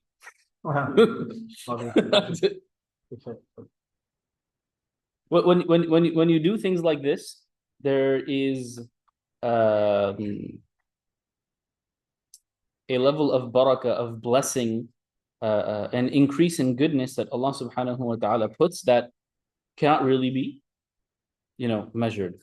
In the end, that's not something, so out of mind, supernatural, like, if they're looking at a clock, like the seconds are going slower. Just, you've seen it in your own lives, when you're feeling, on an iman high and pious and righteous, you're able to, like, wow, that normal thing would normally take me a very long time. I did it in a much shorter amount of time.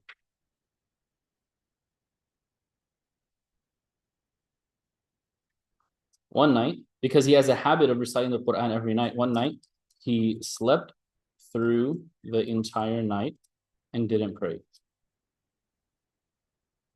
And when the companions, or any pious righteous people, when they dip below their own standards, that's something they really don't like about themselves. So he rebuked himself and made himself accountable. So he didn't sleep at night for an entire year. Meaning normally his habit is he prays at night, but not necessarily the entire night.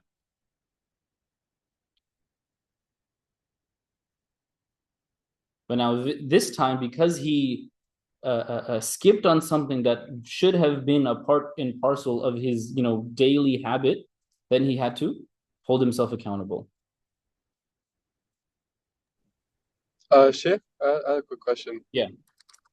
I thought it was actually haram to recite the whole Quran and like stay up the whole night, because there's the hadith of the 3 men, right, who came up to the Rasulullah, the one said, "No, I'm not gonna get married," and so on and so forth. Yeah, so those ahadith when the Prophet ﷺ says, don't fast every day, or don't, recite the Quran, the entirety of it in one day, these are all just general recommendations from the Prophet ﷺ. right? In the sense that they're not actually haram. It can be haram or disliked depending on a person's circumstance and the like. So this thing that he recited the Quran in one rak'ah at night, this wasn't like a daily habit of his, right? Meaning he has done that in the past. And maybe that he would do that from time to time. And all of that is based on someone's ability, someone's ability to maintain their other responsibilities. Meaning, generally speaking, if somebody was to recite the Quran, the entirety of the Quran every single day, what's going to happen to their family life? It will not exist, right? What's going to happen to somebody's ability to earn money? It will not exist, right? But are there some people who are just like, my Quran is so good and I am so fluent at it and I'm in such a place in my life that I can do that and it will not disturb my life? Yeah, obviously that's very rare in society, but there are some people that can do that. One second, right? So, so the like two companions that were addressed with that was Abdullah bin Amr bin al-As. We'll talk about him maybe around hadith 15 or 20 or so. And he got himself into that situation because when his dad came to his house, he saw that his wife, meaning his daughter-in-law, was just like, basically, I just live by myself here. He does his own thing and I do my own things. Like, no, that's not how a husband and wife are supposed to work, all right? Because, so you see, his worship was stopping his familial life, right? But generally speaking, you know, some of the other companions would recite, you know, much of the Quran, a lot of the Quran, but it would be at nighttime. It would be like, all right, my spouse, have I given you my time for the day? All right, now it's time for me to go to Allah. And whatever I will do, I will do. Whatever I can get done, I will get done. I was going to say that those companions were trying to like go above and beyond, like beyond what the Prophet said such limitations for and stuff. Like they were trying to do what the Prophet did and even more. Yeah, so because it goes back to like intention, right? Like, yeah, you can't do more than the Prophet. Like you can't pray 3 rakahs in Fajr just because you want to. Yeah, yeah, exactly, right? But these were things that are allowed, right? Depending on one's circumstance and the like. On another night, he spent the entire night reciting just one ayah. Right? Meaning he was deeply reflecting on that. And that's something for those of us that are hufaz, or not those of us that are not hufaz, but even hufaz, right? Never say, I can't pray long because I do not know a lot of Quran. Can you say Subhana Rabbi al-Azim? Can you say Subhana Rabbi al-A'la 10,000 times in ruku and sujood? You can pray longer than Taraweeh if you literally just repeat Subhana Rabbi al-Azim, Subhana Rabbi al-Azim, Subhana Rabbi al-Azim. My Lord, my Master, how absolutely perfect are you? You're so far from any deficiency. You are the most magnificent and supreme. That is you can spend an hour in ruku, right? Or just read Surah Al-Ikhlas, Qul huwallahu ahad, like 100 times. Yeah, instead of then you make dua, yeah.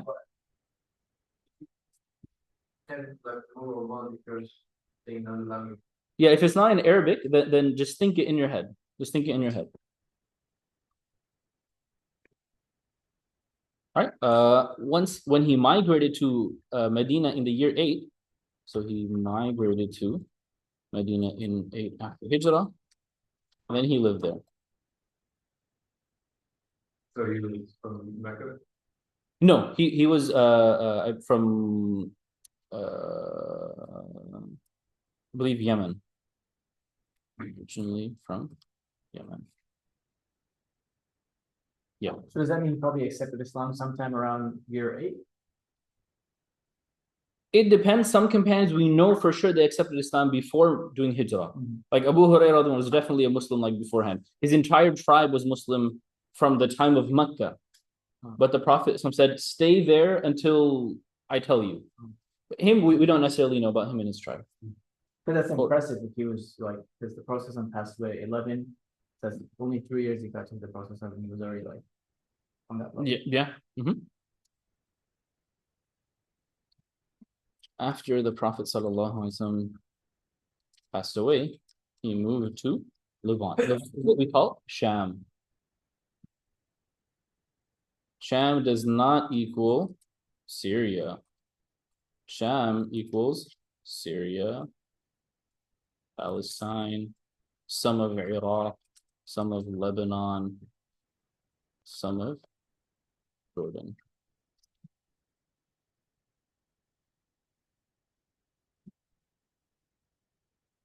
This is what we call like the Holy Land.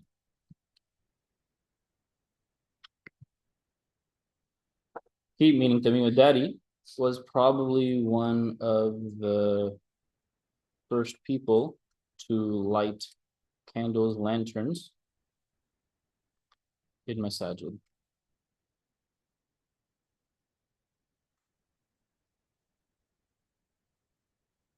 That'd be a cool research project. Who was the first person to install a light bulb in a masjid?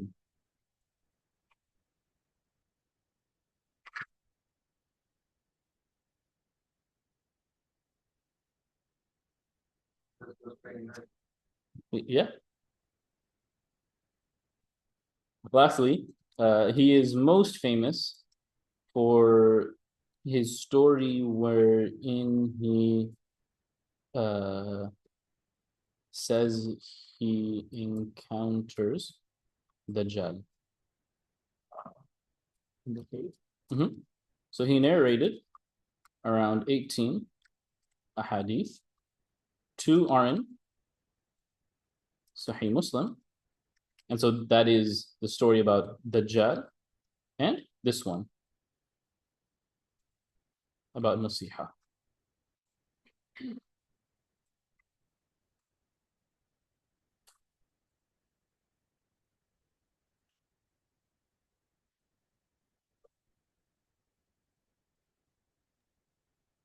And again, because a lot of our classes on Ulum al-Hadith, which is dealing with history, we already now see a stark difference in how we talk about different companions. Umar radiallahu anh, much of what we talked about was his interaction and relationship, deep-rooted relationship with the Prophet Muhammad sallallahu alaihi wasallam. We can talk about him for hours upon hours upon hours upon hours. Telling his life would just be telling the seerah, basically, in many ways, right? Now, the next companion we have, Tamim al-Dari, a lot of it is kind of what he used to do after the fact. He did not spend much time with the Prophet sallallahu alaihi wasallam. Yeah. What is that hadith of the Dajjal? As he was coming to Medina, their boat took a random detour. They ended up on some island, and they ended up seeing, some like giant-eyed weird thing. And so he narrates that to the Prophet sallallahu alaihi wasallam. And just to be clear, the Prophet sallallahu alaihi wasallam tells his story, meaning Tamim's story. The Prophet sallallahu alaihi wasallam, we're going to restate my same statement, is simply restating his story. Does that mean the Prophet sallallahu alaihi wasallam fact-checked? What did you actually see? He's just telling me, Tamim told me that he saw this. If somebody's like, wow, I was in the desert and I saw like a dead donkey, is he going to be like, where was the dead donkey? Was it a donkey or was it a horse? Right? He's just like, no, that's an interesting story. I'm going to tell you that story. So just because the Prophet ﷺ tells his story does not mean the Prophet ﷺ is necessarily vouching for every detail of that story. Yeah. So should we be like prudent when taking that hadith and its content and its meaning? For that hadith, whatever we know about Dajjal, we already know from a lot of other narrations. And so this just has some extra kind of weird details. Basically just, okay, it could or it couldn't be, right? Because other narrations, the Prophet ﷺ tells us about Dajjal. This is somebody else saying, I think I saw Dajjal and this is what I saw, right? So the caliber is different.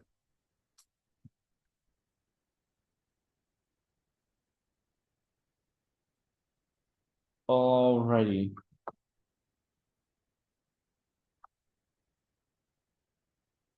For tomorrow, you'll have an oral quiz on ad-du'a mukhul ibadah. Grammar. Who wants to do this hadith grammar-wise for me? Go ahead. Grammar, grammar, grammar, grammar. I don't care what anything means right now. مبتدأ.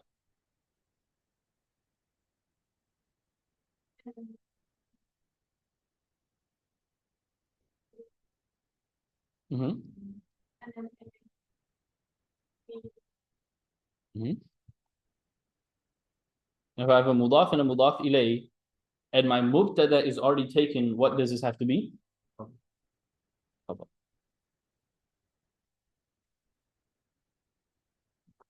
Now, a question may come up from some of you. Well, how do you know that mukh is a mudaf? Is it from any of the huruf that you have memorized? No. No. That's number one. Number two, does it seem like any of the verb forms you're familiar with? Anything like fa'ala or yaf'alu? No. Does it have alif lam? No. Does it have dhammatain? No. No. That's a high chance that it's. And the word after has alif lam and it's in the state of jar. Well, which wouldn't make sense for this to be a fi'l anyways, because this would have to be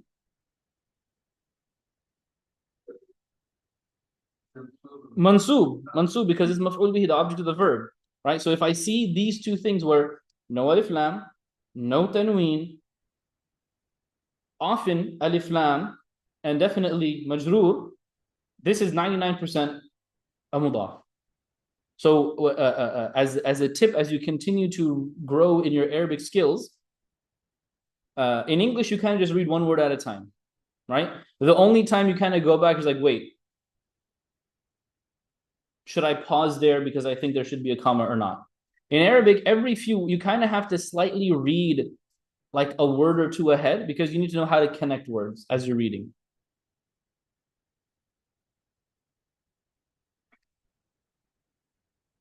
All right.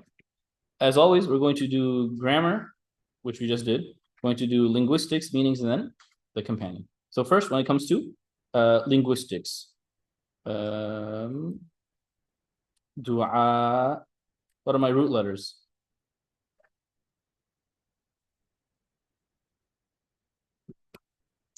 I just heard everybody say da. Dal, ain. And as a rule of thumb, if I see an alif or a hamza or a waw or a ya, all of that will only be a hamza or waw or a ya. Those of you, okay, let's take the word dua for a second. Okay, what are some other words that are like dua? In Arabic. Da'i. Da'i. What's a da'i? Someone that gives da'wah. Good. Let's keep that in mind. So you have it? Yeah. Da'i. Somebody that gives da'wah. Okay. Is there a hamza in here? No. Big hint, right? Okay. Do you know this pattern yet? Fa'il. Fa'il? No. Okay. So I don't have a hamza in here. So now when I look up in Hansware, should I probably look up a hamza? Maybe. Okay, so let's look it up. So D, either E or 3, and then A for hamza. Da'a, no. And then da'aba. So I went from dal ain ain to dal ain ba. Arabic alphabet, first letter is hamza. So I don't have, it's not in here. Now, dal, ain, and waw. The wow, right? Da'wa. Da'wa.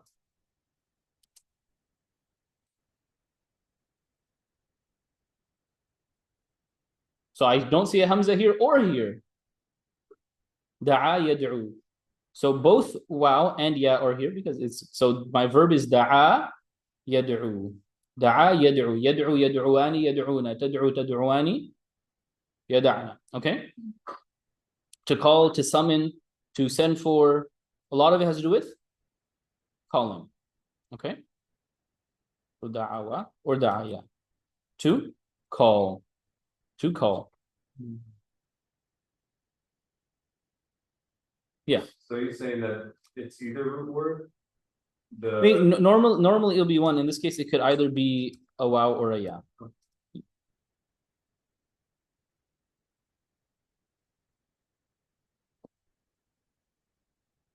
When it comes to dua specifically, so that was our linguistic meaning.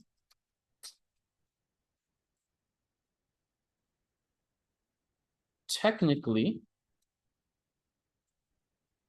will mean to desperately ask for help. Now, what's the middle way to that is, normally when you call somebody, you call for something. Right? دعوتك لكذا. I called you for such and such reason. When you're giving da'wah, you're calling them, but you're not saying, hey, hello. End of conversation. Hey, hello, let me tell you about Allah. Right? Or you invite somebody over to a da'wah, a da'wah, you're inviting them to come to your house and eat. So that you're calling them for something. In dua between us and Allah, we are calling Allah. But when we call him, the reason why we're calling him is to ask him for something, to ask him for help. To ask him for help.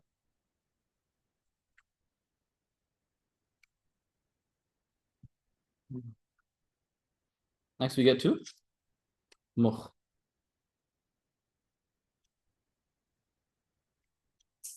Our root letters are mim and kha. Technically, if I have a shadda, I'm going to have two of the same letter. So mim, kha, kha. But when I look it up in Hansware, I will only look up with one letter. So M and X or capital K, I believe. So mukh is cerebrum, brain, your medulla, your core, your essence. Brain, core, essence. Other words that are similar in Arabic, you may have heard words like lub before. Ulul albab, people with flesh, but aka what we mean by flesh here is like think about the flesh of a fruit. If you squeeze out an orange, is there much flesh left? Like when it's dried out, you wouldn't say it's full. But if you take a fresh orange, it's got fully fleshed, got a lot of stuff inside, right? So that's the way we would describe lub.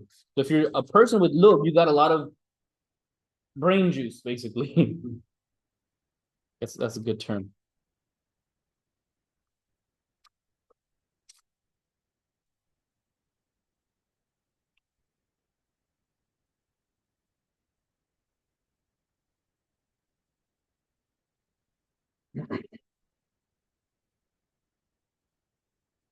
And lastly, ibadah. What are my root letters for ibadah? Ain, ba, and da. Good. EBD. Abada ya'budu. You know what masdars are? There's ibadah, there's ubuda, there's ubudiyya. To serve and to worship, to adore and to venerate. Serve, worship, venerate, devote oneself to.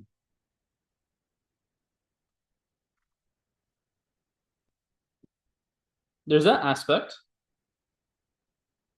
And then a different verb form has to do with being a slave or to be subjugated to. That's why what is an abd? An abd is a slave. To enslave. And this is where we get two different kinds of words. We have our word of abid. How would we normally translate an abid? A worshipper. And how would we normally translate an abd?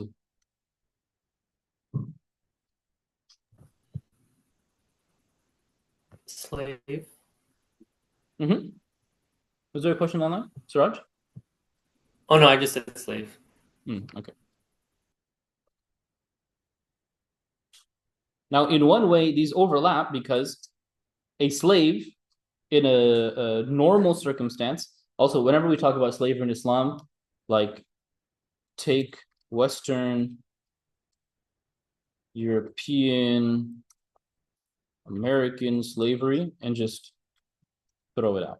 Because that's not how the rest of the world practiced it. I'm not saying the rest of the world was perfect or were ideal in slavery, but European and American slavery just completely altered the entire system of how we perceive slavery. So a slave you normally is serving their owner.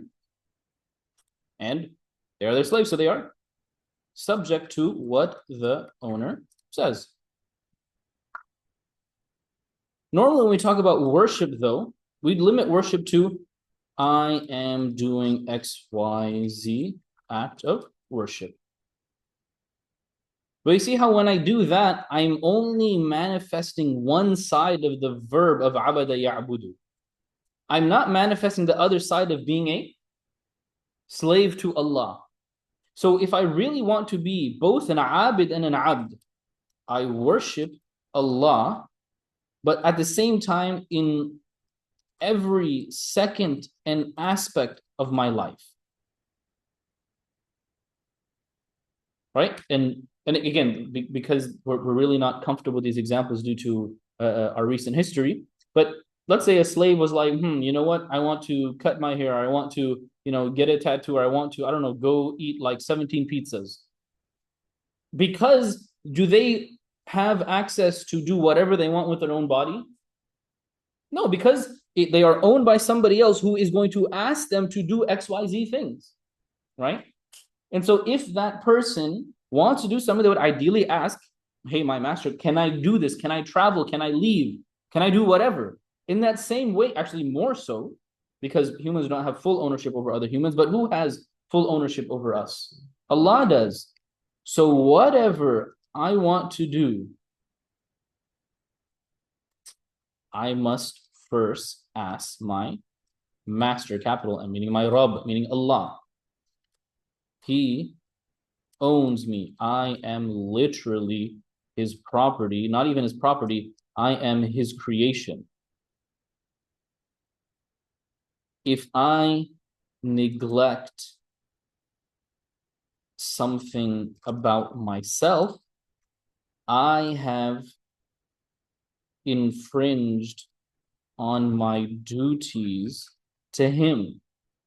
If I do something wrong, I am saying, Allah, I know you own me, but I am not giving that relationship its due right. If I don't pray, Allah, you asked me to pray, but I didn't do it. Right? Sometimes we take these things lightly, but I mean, just think what's going to happen at work or at school if you don't turn in any assignment. There's a level of superiority between the teacher and the student. At some point, it's going to be like, you have failed, or you're suspended, or you're expelled. If you're at work, you're on probation. All right, you're fired. You no longer work here. Right? Now, Allah is very Rahman. He's very Rahim. He's very kind and caring. So He gives everybody the time up until their death. Right? Imagine how Allah mentions this a lot in the Quran. How crazy would it be if the first sin you did, Allah was like, you're dead. Then nobody would have a second chance. Right? But we have a gazillion chances up until the point that we die. But still, we should respect and acknowledge that I am an abd, I'm an abid to Allah, I'm His slave, I'm His property. Whatever He wants me to do, however He wants me to do it, I will do exactly that. I will do exactly that.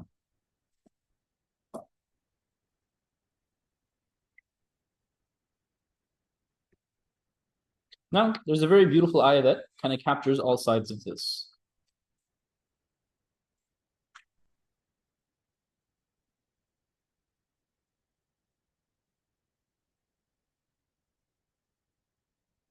Allah subhanahu wa ta'ala, He says, we're reading verse 60. This is Surah 40, Surah Ghafir, ayah number 60. وَقَالَ رَبُّكُمُ ادْعُونِي أَسْتَجِبْ لَكُمْ. Rabbukum, what kind of a thing is that? Mudaf ilay. And what is Rabbukum to the verb qala?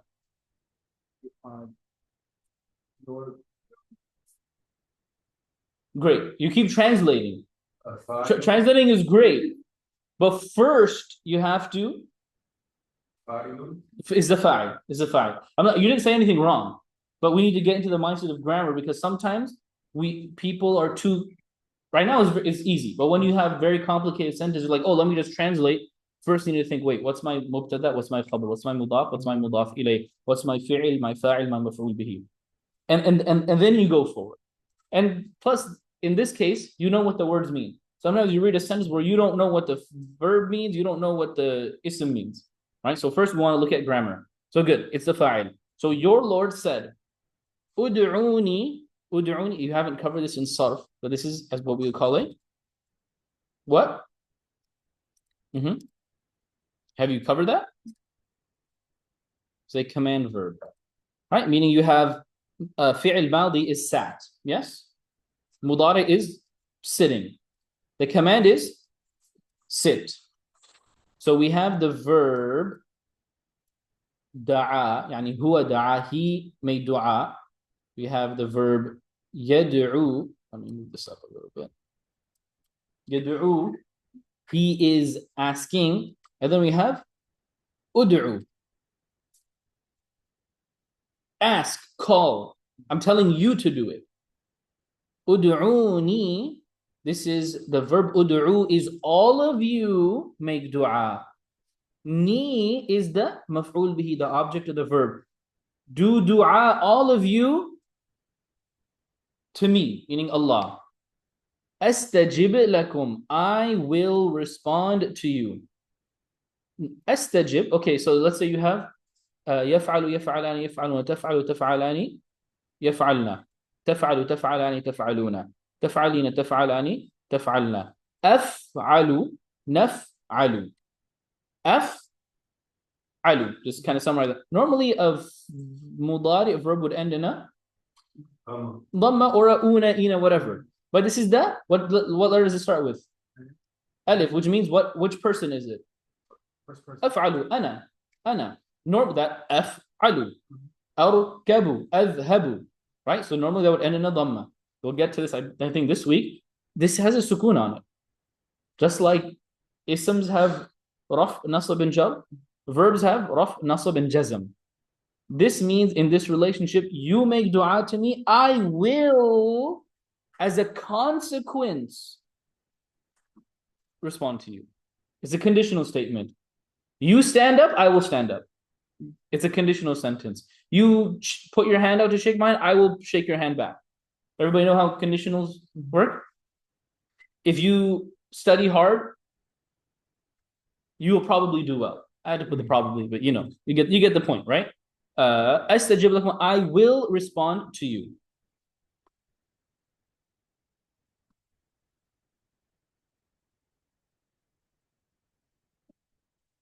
Your master said, ask me, I will respond to you.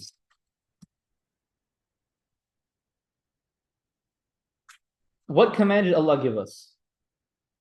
Dua. Dua. Inna alladhina yastakbiruna an ibadati. Truly, those people.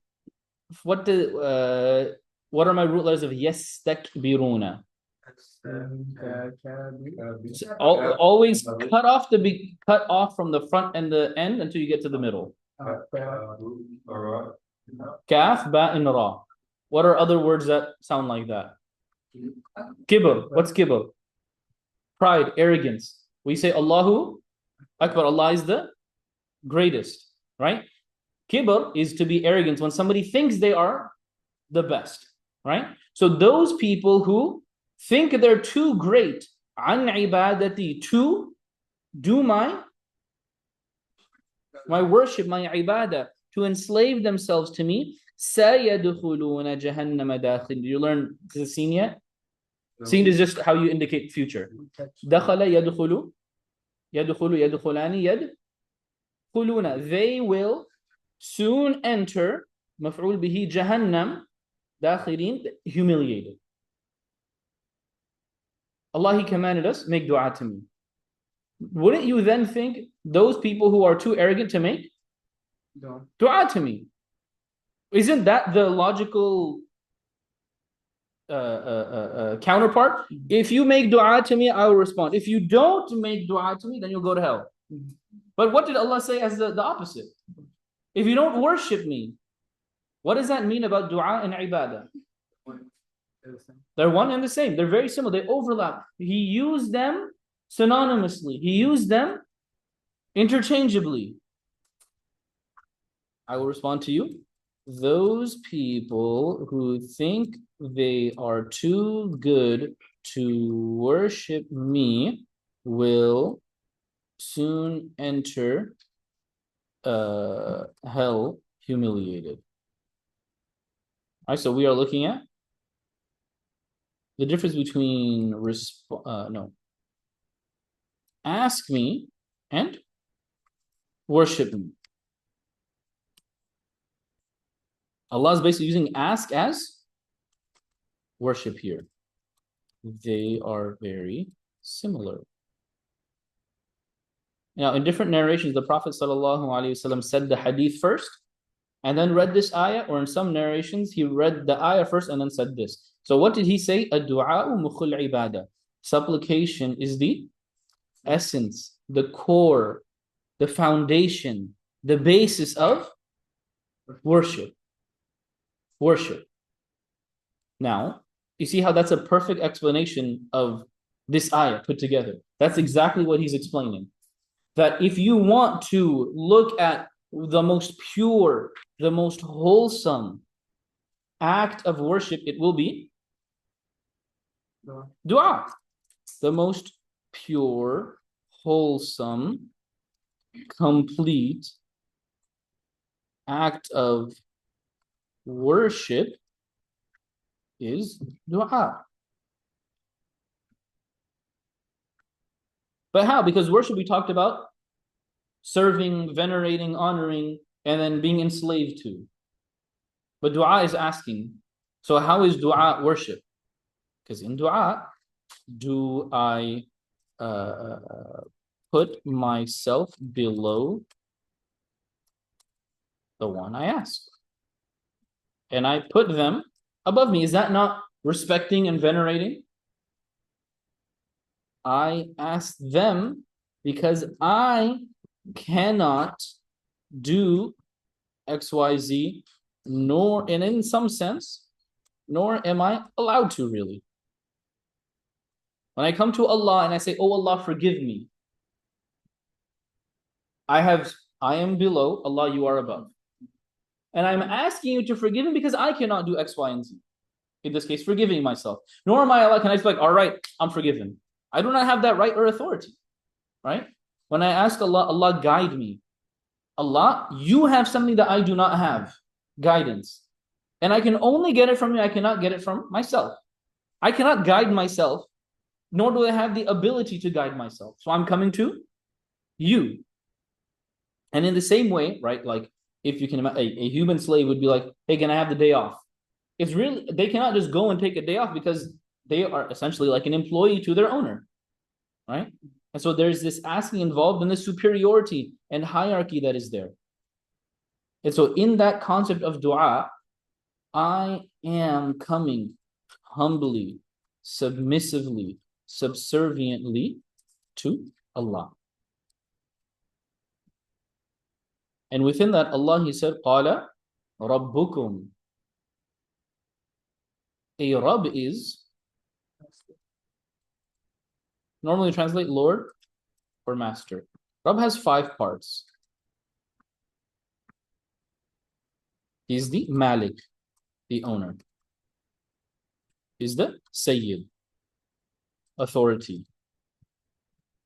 He's the Murabbi, caretaker. He's the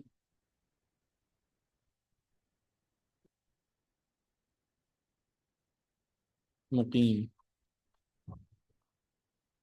the maintainer.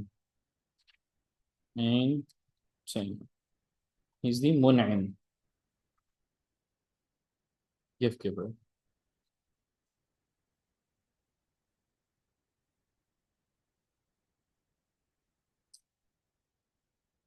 These distinctions are very important. Do you own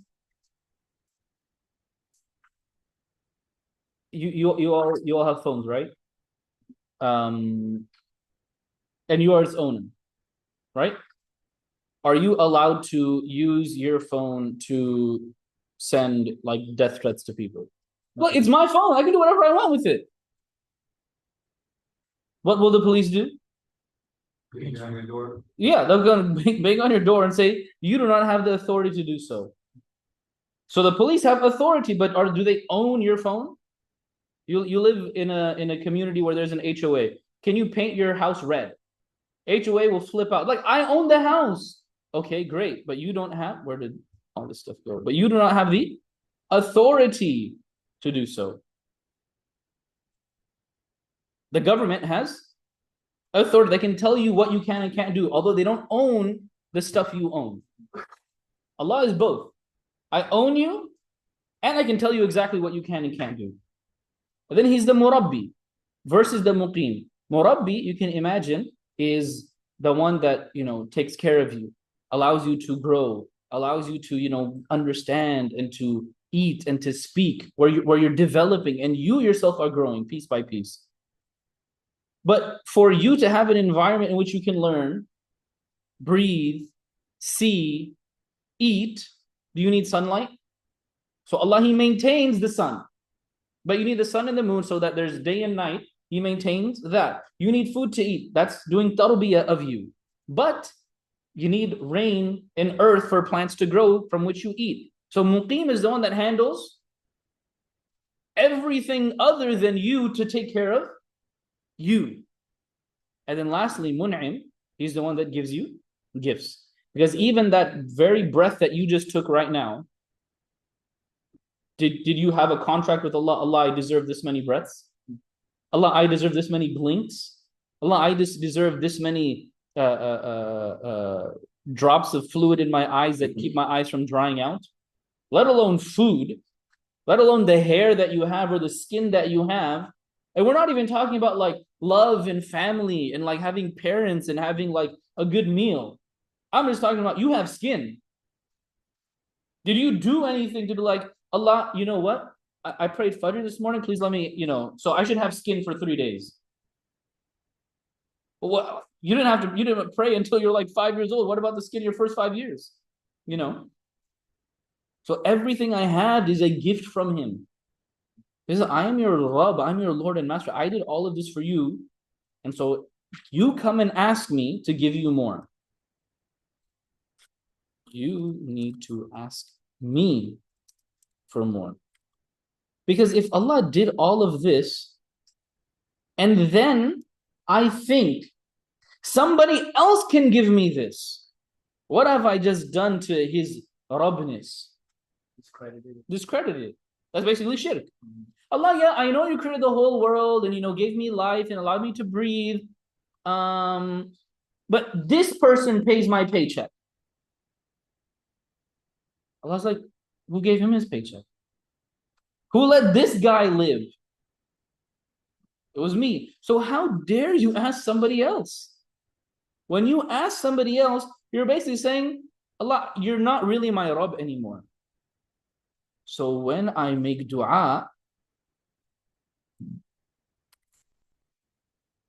I'm saying, Allah, you alone are really my Rabb. I cannot go to anyone else. You're my Rabb. But that's not my definition in dua. Because there's a very big difference between, Ya Allah, yeah, it'd be great if, I could get a promotion. All right, back to work, right? Did I do any of this or this or this? I just made a wish, right? As opposed to, oh Allah, you are so perfect. You made me, and you have blessed me. You have given everything that I have. I couldn't do anything without you. Me speaking, me thinking, me believing is all a gift from you. Please gift me a promotion. And Allah, at the end of the day, you are the one that provides for me. You are the one that takes care of me. You are the one that if you do not do this for me, nobody else can. So yeah, that's a completely, at the end of the day, all I did was give me a promotion. But one was dua, one was a wish, throwing a penny into a fountain. Yeah, sure, whatever. I guess I'll get it if I get it, I won't if I won't. Ironically, there's a website called wish.com, and there's memes about it because it sells you bootleg versions of everything. So you can get like whatever, a MacBook or an iPod or whatever, and it comes from China and it looks like a Wish version of it. No, but normally you would think of wish being a good thing. This is like a fake wish, like a garbage wish. And so in this perspective, you see how dua really is encapsulating the entire essence of worship. Right? So when I make dua, what must it have? I need to acknowledge, Allah, you have everything. I have nothing. I cannot ask anyone else. Even if I did, no one else could give it to me. Having this as my mindset, this as my basis, is how dua functions, is the basis of dua.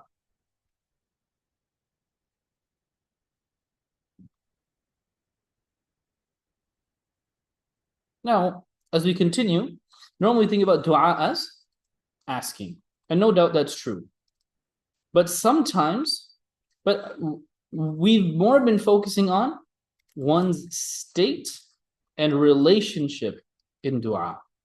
Now that's also very important because sometimes I don't even ask. And that can be more powerful. Right? You may have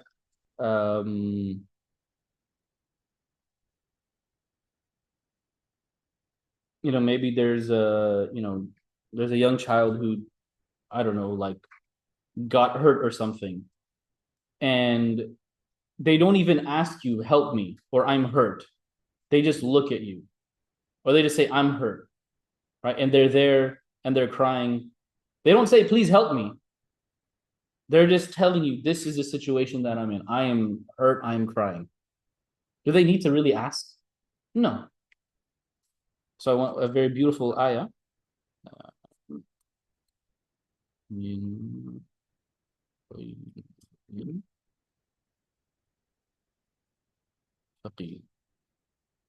little bit of background. Musa alayhi salam is not a prophet yet. He is the adopted son of Pharaoh. He accidentally kills somebody. Now he has to run away from Egypt.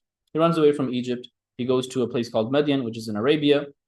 He gets there. He sees a whole bunch of people grazing or giving their animals, their cows, their goats, their camels, their horses, water from a pond. He sees two women who are outside. Imra'ataini tazudan, they're holding their animals back. He goes to them. Qala ma khatbukuma. Hey, what's wrong? Why are you not helping, giving your animals drink? Qalata, they both said, fa'alata. Wow. You know Arabic. La nasqi, la naf'alu. Hatta yusdira ri'a. We cannot give our animals siqaya, drink, until everybody else leaves. Wa abuna shaykhun kabir. And our father is very old. You know Mawsuf Sifa yet? We'll get there, don't worry. فَسَقَى لَهُمَا يعني فَعَلَ لَهُمَا. Then Musa gave those two women's animals water. ثُمَّ تَوَلَّى إِلَى الظِّلِّ. Then he left the pond and went to some shade. فَقَالَ رَبِّي. And so he said, رَبِّي, my Lord and Master, إِنِّي لِمَا أَنزَلْتَ إِلَيَّ مِنْ خَيْرٍ فَقِيرٍ. My Lord and Master, me, I am, what's the khabar of inni? Faqir. I am faqir, I am poor, I am in desperate need. Lima anzalta, for what you have sent down. Af'al. This is anzalta. Fa'ala, fa'ala, fa'ala, fa'alu, fa'alat, fa'alata, fa'alna, fa'al. Of what you sent down, ilayya, to me, min khayr, in terms of good. To summarize that, my Lord and Master, I'm in desperate need of whatever good you can send my way. Did he say, Allah, give me a shelter? Because think about it, he just left Egypt as basically a runaway. Does he have a backpack? Does he know where he's going to sleep tonight? Did he leave with money? No. So he's literally poor, broke, foodless, homeless. He doesn't, Allah, whatever you can send my way. He's not saying, give me this. I'm happy for whatever you give to me. Is this dua? Yeah. Although he didn't ask for anything. There's no ask. But he doesn't need to say anything. It's very clear what situation he's in. Or, for example, Prophet Yunus. Inni kuntu. Again, background, Prophet Yunus, Prophet Jonah, he leaves his people because they do not seem to be listening to his message. He gets on a boat. The boat seems to be close to capsizing. The people are like, we'll need to figure out somebody to overload because we're too heavy right now. They keep drawing Prophet Yunus, Prophet Jonah. So they throw him off. Some giant animal in the sea or ocean swallows him up. He's now in the side of this animal. فَنَادَى فِي الظُّلُمَاتِ, and he called out from the depths of darkness, La ilaha illa ant. There is no God except for you. Subhanak, how perfect are you? Inni kuntu min al-zalimin. I was no doubt from those people that did wrong. فَاسْتَجَبْنَا lahu. Allah said, فَاسْتَجَبْنَا. It is very similar to أَسْتَجِبْ لَكُمْ, I will respond to you. This is just the Maldi, nahnu. We responded to him. فَعَلْنَا. We responded to him. Responded to what? He didn't ask anything. He literally did not ask anything. But did he need to ask anything? It's very clear what situation he's in. Right? Even if in English, sometimes, you say, I'm sorry. You don't, I don't know. Is it built into the word sorry to say, please forgive me? Oh, it's built in. Yeah, like, is it? Like, I feel like the complete thing would be, I'm sorry, please forgive me. The please forgive me is not an ask. When you just say, I'm sorry, the assumption is, please forgive me, right? But you didn't actually ask for forgiveness yet. Same, the state is very clear, right? Or even, again, with human beings, between a husband and wife, or, a parent to a child, or child to a parent, somebody did something wrong. And they just go and do something nice, and they just put it in, like give you a hug or something. Do they need to tell you, I'm sorry, please forgive me? They're showing it to you, and they're in, where did I put? They're in the state, right? But without actually asking for anything. Without actually asking for anything. So keeping that in mind, like the state, or in Arabic we would call the hal, is the most important. This is why in many ahadith you'll find the Prophet ﷺ, he emphasizes when he's describing somebody who is dua would be answered.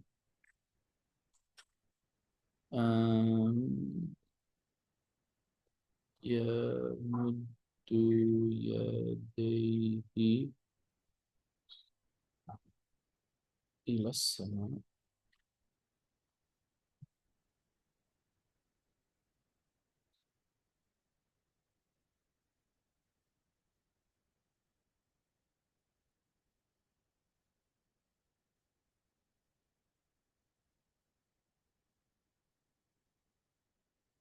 Right, the Prophet ﷺ, he describes in the concept of making dua, there's a man, وَذَكَرْ رَجُلٌ, he mentioned a man, يُطِيلُ السَّفَرِ, he's been on a long journey.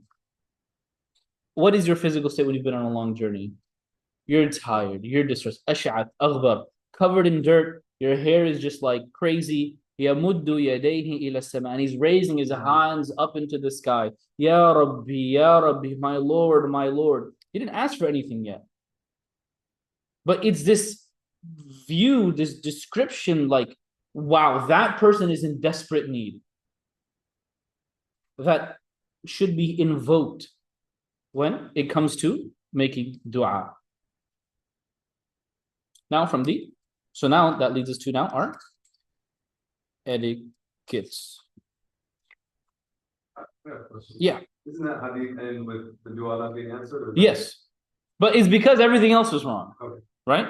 But the very good point. But the Prophet was describing, you would think that's a formula that it would be accepted. But his food is impermissible, his drink is impermissible, his clothes are impermissible. He earned all of that in an impermissible way. So how is he going to get responded to? Right? So be in a humble state, and then build to what you just said. Come having made an attempt to be better. Because somebody would read this hadith, at the end of it, it says, وَمَطْعَمُهُ حَرَامٌ وَمَشْرَبُهُ حَرَامٌ وَمَلْبَسُهُ حَرَامٌ. His food is impermissible, his drink is impermissible, his clothes are impermissible. وَغُذِيَ بِالْحَرَامِ. And he's been satiated with nothing but haram. فَأَنَّا يُسْتَجَابُ لِذَلِكَ. Why would he be responded to? Does that mean we have to be sinless to make dua? No. The point is, have made an attempt. I've made an attempt. Right? You can imagine it, and just sometimes physical examples are a bit just more clear. You know, I bought a bottle of beer. I drank half of it. Right? Let's just say this is the bottle of beer. Right? And it's just sitting right here. I go, oh Allah, please, I'm so sorry. It's right. At least go throw it away. Because you're gonna have someone say, oh Allah, astaghfirullah. Astaghfirullah, please, Allah. I don't want to do this anymore. Like, I'm desperately begging. At least go put it away. That doesn't mean you have to leave your addiction and then say, Allah, now I'm ready to make dua. No, human beings are not like that. But at least have made an attempt. At least throw it away. Right? Or else it doesn't make any sense. Like, you can imagine somebody, like broke your phone, and then they take like your iPad, like, you know what? So sorry for, like, they're literally breaking your iPad while they're telling you, I'm so sorry for breaking your phone. Like, what kind of a sorry is that? They could be crying. Doesn't matter. Right? So have made an attempt to be better. Make an attempt to be better. All right, as you talk about state, these are two kind of overarching things, but now I'll number these. Start by mentioning, praising, and thanking Allah. All right, what at the very least, du'as will start off with Rabbana or Rabbi or Allahumma. At the very least. And then normally we'll find some mention of praising and thanking Allah subhanahu wa ta'ala. Many du'as are like this. When you get into the car, Subhanalladhi sakhara lana hadha wa ma kunna lahu muqrinin wa inna ila rabbina lamunqalibun. How perfect is the one that facilitated and subjugated these things for us to use as transportation. We're praising Allah first, right? Or before going to sleep, Allahumma rabbas samawati wa rabbal ardi wa rabbal arshil azim. Allah, you're the Lord and the master of the skies and the earth, and the great, grand, magnificent throne. We're starting off by praising Allah subhanahu wa ta'ala.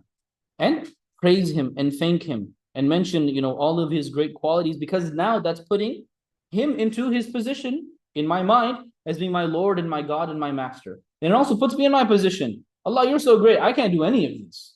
That's why I'm coming to you as your slave. Ask Allah to bless, honor the Prophet. In salah on the Prophet sallallahu alaihi wasallam.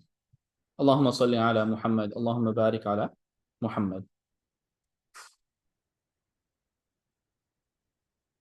Once the Prophet saw a man making dua, and he was like, he just saw him putting his hands up, just saying, oh Allah, give me this, oh Allah, give me this, oh Allah, give me this. This person was too hasty. Then he saw somebody who finished praying. And he heard him, praise Allah and thank Allah and mention beautiful things about Allah. And then saying, Allahumma salli ala Muhammad, Allahumma barik ala Muhammad. And then the Prophet ﷺ commented, like, he's talking to him, but he's like not talking to him. Ask and you will get it. Like you start out with the perfect formula. Like, go whatever you want, Allah will give it to you. Call upon Allah by relevant names. If you want forgiveness, say Ghafoor, Rahim, and the like. You want provision, Razzaq, the one who provides. Right? Sometimes people are like, Ya Arhamar Rahimin, destroy the Zionists. Like, oh, the most merciful, the most kind, the most caring, the most compassionate, destroy the Zionists. If it happens out of just somebody's, has an attachment to those names, or that's just their formula, then it'll be fine. But that's not like that's not the ideal way to do it. Rather, what we do have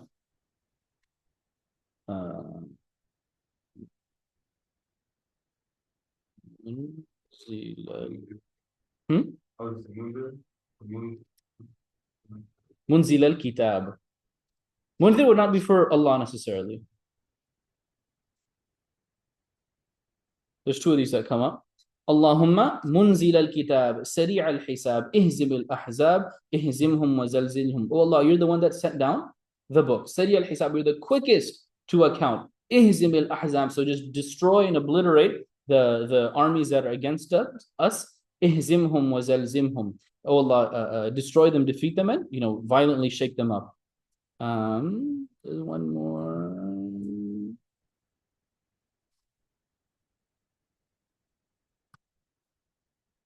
Mujri as-sahab. Oh Allah, you are also the one who makes the winds flow. Allah, use that power that you have to destroy these people. Or using, Ya Qahhar, Ya Jabbar. Oh Allah, you're the one in complete control, dominance. Everything is subservient to you, and the like. Step 3 would be seek forgiveness. Before really asking for anything, the thing that we need the most is forgiveness. Ask Allah for forgiveness. So if you have a routine and regimen of dua, after praising Allah, after thanking Allah, first thing after that is ask Allah subhanahu wa ta'ala for forgiveness. And a part of this is feel bad about what you've done. Not debilitating, but and try and plan to not repeat. And that's what, whenever we talk that in this context as Muslims, this concept of feeling bad is never debilitating, right? In the story we covered of Tamim ad-Dari, radiyallahu anhu, he didn't say, wow, I didn't pray that night. Never going to pray again. Don't do something wrong and then give up, right? Don't say, Allah, you know what? I've committed so many sins. I'm just not going to make dua anymore. That's literally shaitan tricking you. It's like the difference between feeling like perhaps, guilt or embarrassment, right? Guilt is like, man, I never want to be involved in with those people in that environment ever again. Whereas embarrassed, like, wow, I did something I shouldn't have done.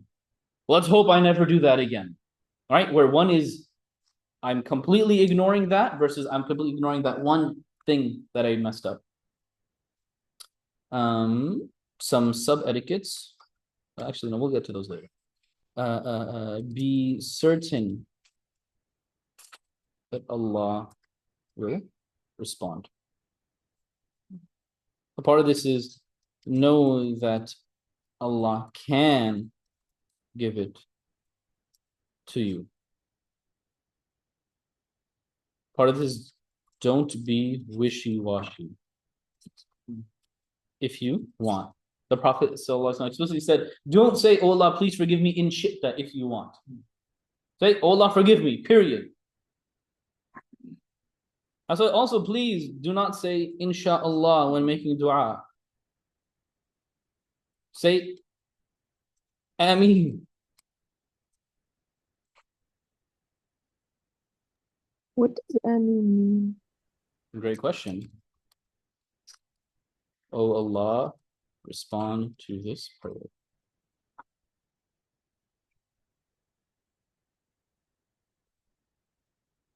I heard some people are saying like, does love hate Allah?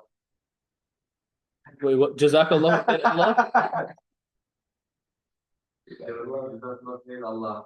We'll that's tangential. We'll get to that at the end of class. Just remind me.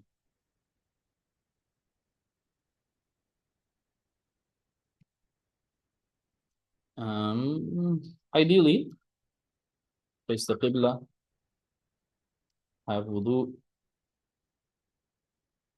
palms up.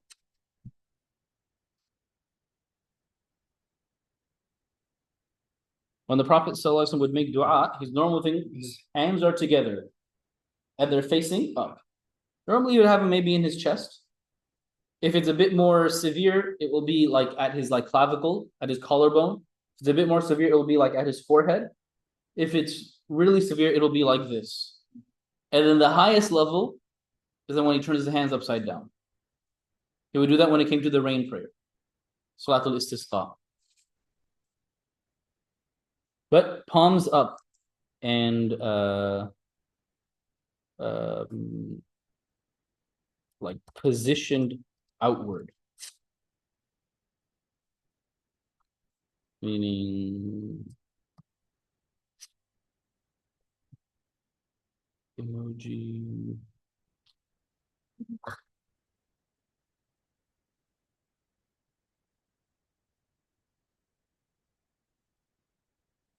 All right, we're not doing this. We're not doing this. We're not doing this. We're doing this. If somebody does these things, it's not like a bid'ah or anything, but the Prophet had us put hands out. Hands out. Right? And you can imagine when your hands are out, it means you're a beggar. Right? But what happens if a beggar is doing this to you? He's not getting any money. You want the beggar to literally have their hands out so that you can put something in there.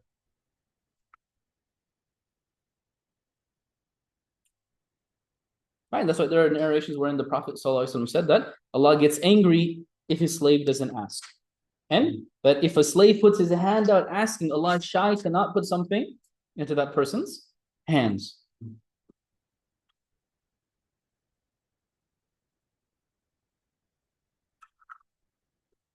Now some tangential rules in terms of language. Outside of Salah, whatever language you want. When you do this, move your tongue and lips. In general, when it comes to any act of worship, your tongue and lips should be moving. Your tongue and lips should be moving. The only really two times would be if you are praying behind it. When it comes to Quran, behind the Imam. Quran behind the Imam. I mean, you still say Allahu Akbar, Subhanakallahumma bihamdika, moving your lips. You still say Subhana Rabbil Azim, moving your lips. But if the Imam is reciting, you do not recite. So then you're not doing. Or, as the way outside, inside, it should be Arabic. Or if it's non-Arabic, don't move tongue or lips, aka think it.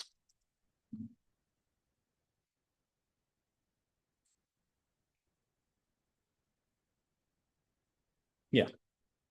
For the ideally section, I had heard that it's best to make du'as or something Quran or hadith. Is that always the case? Or should you also try to no doubt. From the Quran and Sunnah are 100%. The things to keep in mind are is this dua relevant to me? There's that. Then also, am I asking for something totally different? I mean, for example, don't go in.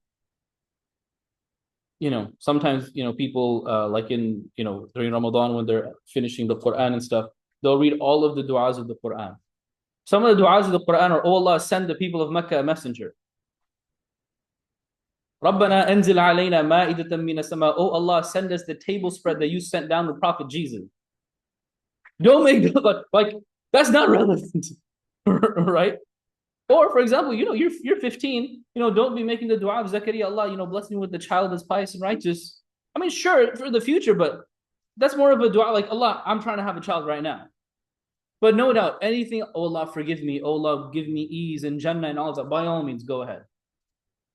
Those are good things to start off with, but those are often very general.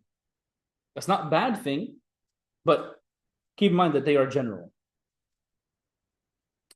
And then you ask for the specific thing that you want. When you start, رَبَّنَا آتِنَا فِي الدُّنْيَا حَسَنَةً. Allah, give me the best in this life, the best in the hereafter. Right? رَبِّ اغْفِرْ لِي وَلِوَالِدَيَّ وَلِلْمُؤْمِنِينَ يَوْمَ يَقُومُ الْحِسَابُ. Allah, forgive me and my parents and all the believers on the day of judgment. They're very general from the Quran, the du'as of the prophets. Right? And then you ask for, Allah, I need a job.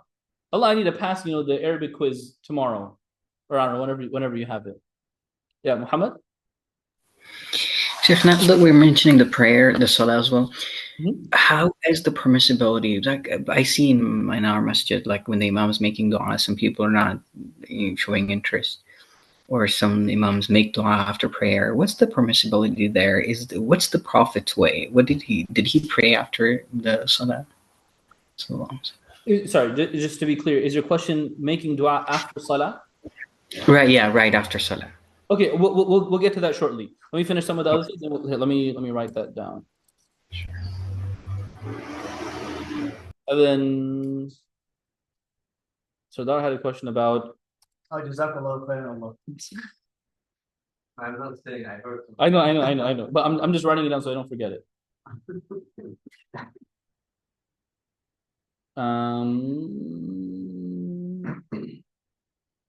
Other general rules. Dua can be made for anyone. Two exceptions are cannot ask for forgiveness for someone who died on disbelief, or asking not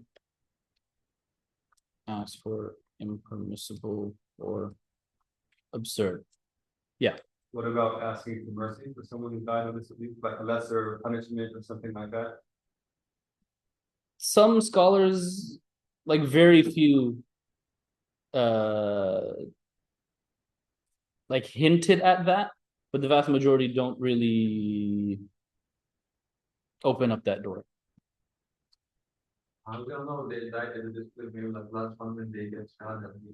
But we go off the what's known generally. We go off what's just like the public image. Meaning all of you here are in an IOK Islamic seminary. Did I ask any of you, if any of you died? I'm like, I don't, maybe he did kufr when he passed away. A'udhu billah, may Allah protect all of us. Or how do I know any of you are even Muslim in here? I mean, in some sense, I really don't know if you're Muslim deep down inside of your heart, do I? No. But I just assume you're Muslim, right? So in that general sense. Something like this would be, I don't know, like, oh Allah, make me a prophet.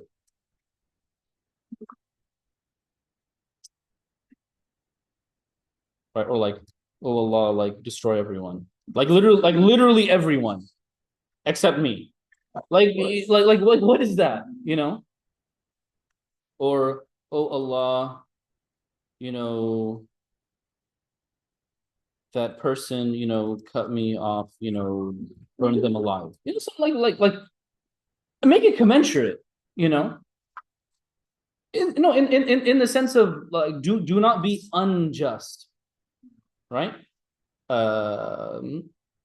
Like the way we make dua against like Netanyahu or something is very different than somebody who like spat on your driveway. Like very, very different, you know.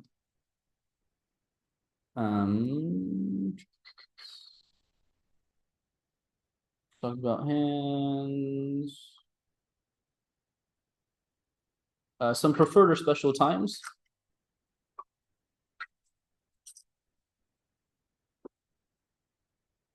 No, these are times. I'll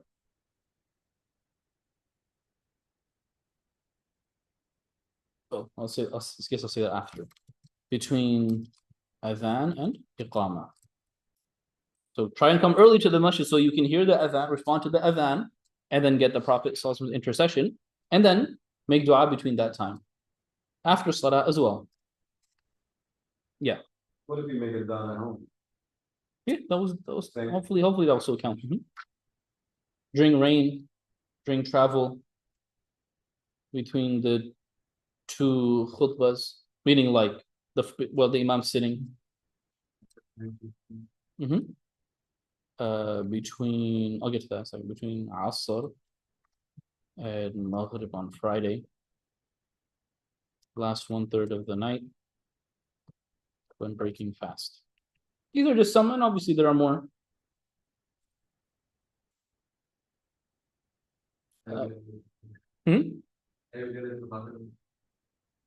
Yeah. Like these are times that the Prophet ﷺ specifically said. And then there are other things that we really like infer from, like, okay, the day of Eid is great, Laylatul Qadr is great. Or some scholars say, the first time you see the Kaaba, right? That's like a time where dua is accepted. Obviously, the Prophet ﷺ never said that. But you can also piece together that the first time somebody sees the Kaaba, they're just like, they'll just stand there for 10 minutes and just start to cry. Like, that's a great time. Amir, are you raised your hand? Yes, sorry.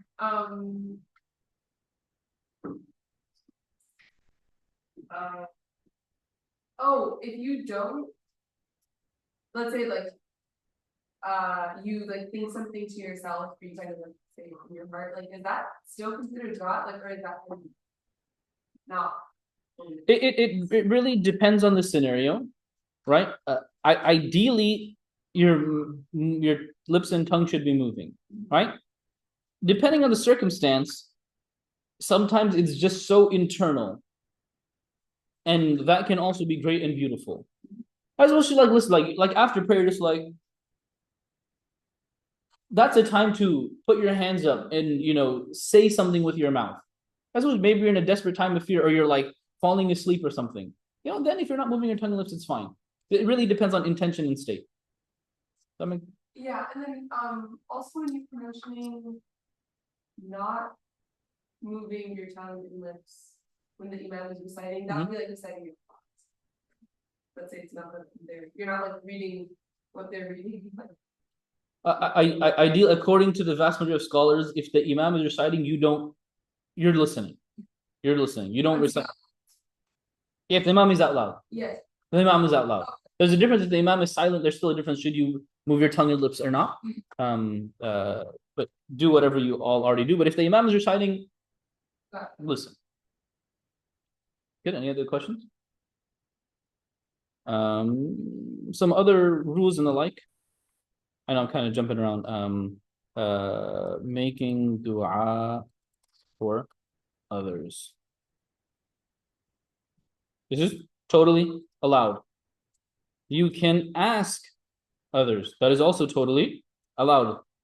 In a weaker narration, the Prophet ﷺ, when Umar was going for Umrah, he said, Ya ukhay, oh my little brother, la tansana min du'aik. Do not forget us in your dua.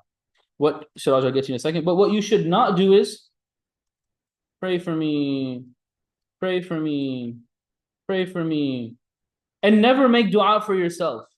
Ask Allah go to Jannah. Ask Allah go to Jannah. Come on, please. Ask Allah go to Jannah.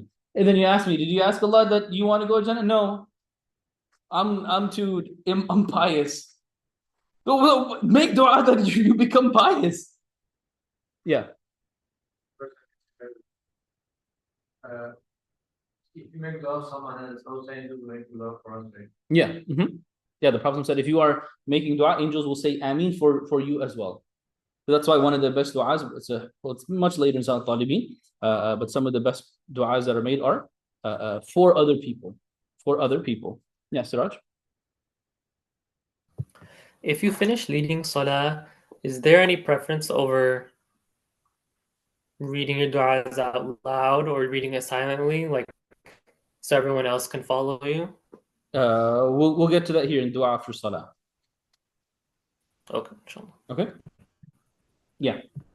Just trying where, you know, somebody's going to or something, we ask people, oh, you know, give me your glass.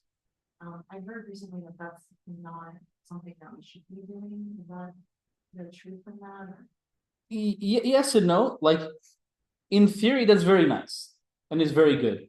But I think the problem has become, it's become like just too much of a cultural norm.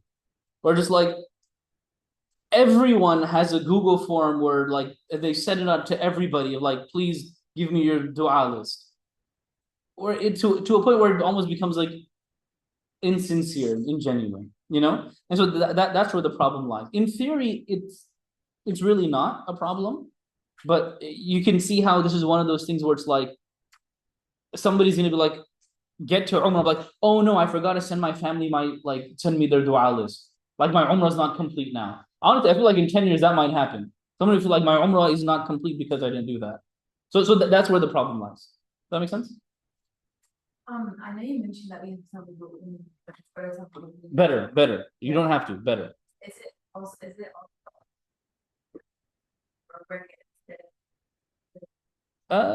It really would depend on the state, right? That like kind of even what Amir was mentioned. Like if you're in like it's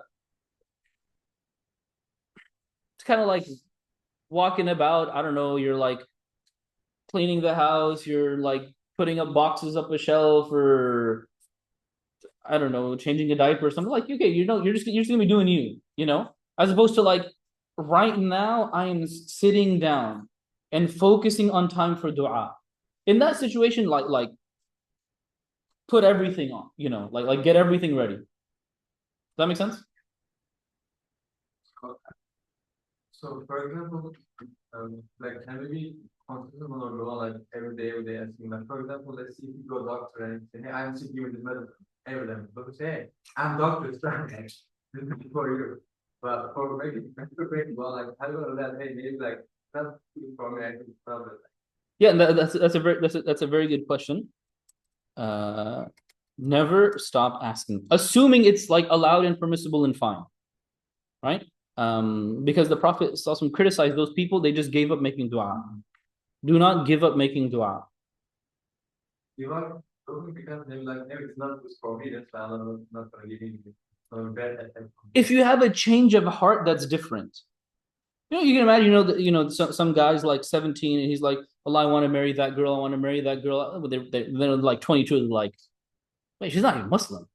You know, like, okay, I'm not going to ask for that anymore. I'm going to ask Allah, marry me to. So you see how that's not, you're changing dua. That's not because you gave up on Allah. You just change your perspective, right? So, but if there is something good, never stop, right? For if somebody's like, maybe they don't have money to make Hajj.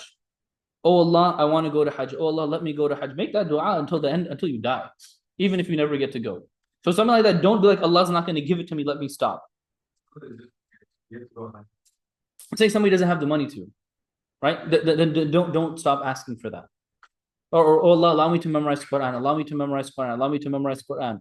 Up until the last day of your life, you didn't do it, right? But don't change your heart in that of, oh Allah doesn't want me to, and the like. For example, maybe like say Allah give me something like after like 10 years, but maybe everyone's gonna be better for me. Yeah, so you see how specific that is? You may have a change of heart, like, okay, maybe I shouldn't be working at Apple. Maybe I should, Allah, give me a job. Right? So there's an aspect of when keep things maybe general. Change of heart is different than thinking Allah won't give. I'm just like, Allah, I don't want that anymore. Like, Allah, maybe I shouldn't work at Apple. Okay, there you go. As opposed to, man, Allah's never going to get me a job. But those are two different things. Keep asking. And realize Allah is not a vending machine. Allah is not I prayed, here you go, that's my penny. Allah, I want, B12, a job. Allah, I fasted today, it's a nafil fast, it's a Monday, A7. Allah, I want, a bonus at work. That's not how Allah works. All right? Yeah. I think there's a hadith that says something like, whoever is preoccupied with worship or something like that, that they don't really make dua, like it's essentially like a good thing for them. Have you heard anything like this? Yeah, I'm forgetting the text and stuff. Let me look it up in. And then also part of the question is, one is, if you could explain it, and then two, like for people that maybe don't make, this is not a strong area, like way they could, I guess, improve, should we just make a certain amount of our time, like dedicate it to making dua? Like, how do we get improved? Yeah, absolutely. Great. So maybe we'll just start wrapping up. For homework, have 15 minutes. You're all, you've all finished your 4 weeks of seminary. Have 30 minutes. I thought you were changing that 15 to 5. Spread out throughout next week. If you want to do just like 5 minutes a day, right? Or 10 minutes on the days I come to the masjid, right? Something like that. It's like, all right, Allah, my masjid, between the adhan and iqamah of Maghrib, it's 7 minutes. Allah, I'm going to be there for adhan, listen to the adhan, respond to the adhan, and then make dua. It'll end up being 5 minutes. Allah, do that, for 6 days, right? Or whatever the case may be. Or, Allah, before going to sleep, right? And for this, right, there's a difference between, as we mentioned, the dua of just like, I'm walking around, I'm doing this. No doubt, make dua before going to sleep, be like on your bed. But have like dedicated dua time. Where like you're ready, you're in the zone. Like in your bed, you're gonna fall asleep. Right? Are you gonna be thinking about something else? Allah, I'm sitting down right now. I'm focusing on nothing but you. And I just want to talk to you. That's why a part of dua, I know this is in the homework section, but it is really just a personal conversation with Allah. When you talk about sometimes you're not asking anything, Allah, I'm just having a bad day. Yeah, seriously. Allah, I'm just having a bad day. Allah, I'm so grateful for everything you've given me. And then when you want to be grateful to Allah, you say, Alhamdulillah. If you're talking to Allah, you can say there's other things, but for the Prophet says, Allahumma laka alhamdu. Meaning, alhamdulillah. Alhamdulillah. Instead of alhamdulillah, Allah is the lafzul jalal is a proper noun. Laka is just the dhamir, meaning you. When you say Allahumma laka, you're saying, oh Allah, all praise and thanks belongs to you. You don't say Jazakallahu khairan. That's like saying thank yourself. Like if I say Sardar, reward yourself. Yeah, no, yeah. No, so I'm gonna explain like lafzul jalala, jazak, jaza is a verb.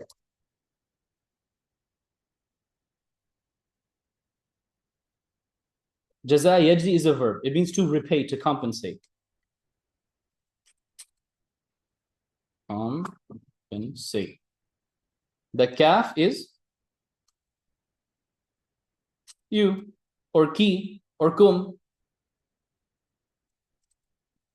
Allah is this is the doer. Khayran, this is the object of the verb. So we're saying, may Allah reward you with good. Make sure you say khayran. Because if you say jazakallah, that says may Allah compensate you. Does Allah use jaza for good and bad in the Quran? Yeah. So you want to specify good. But if you're not going to say it, if it's better that you don't say it than you say khayrun. Khayrun doesn't make any sense.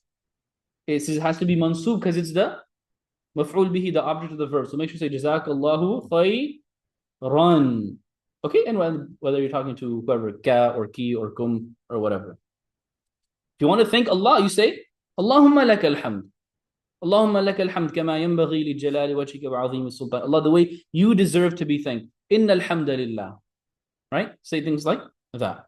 When it comes to dua after salah, or I guess one more technical thing before I get to that, because people also ask about this,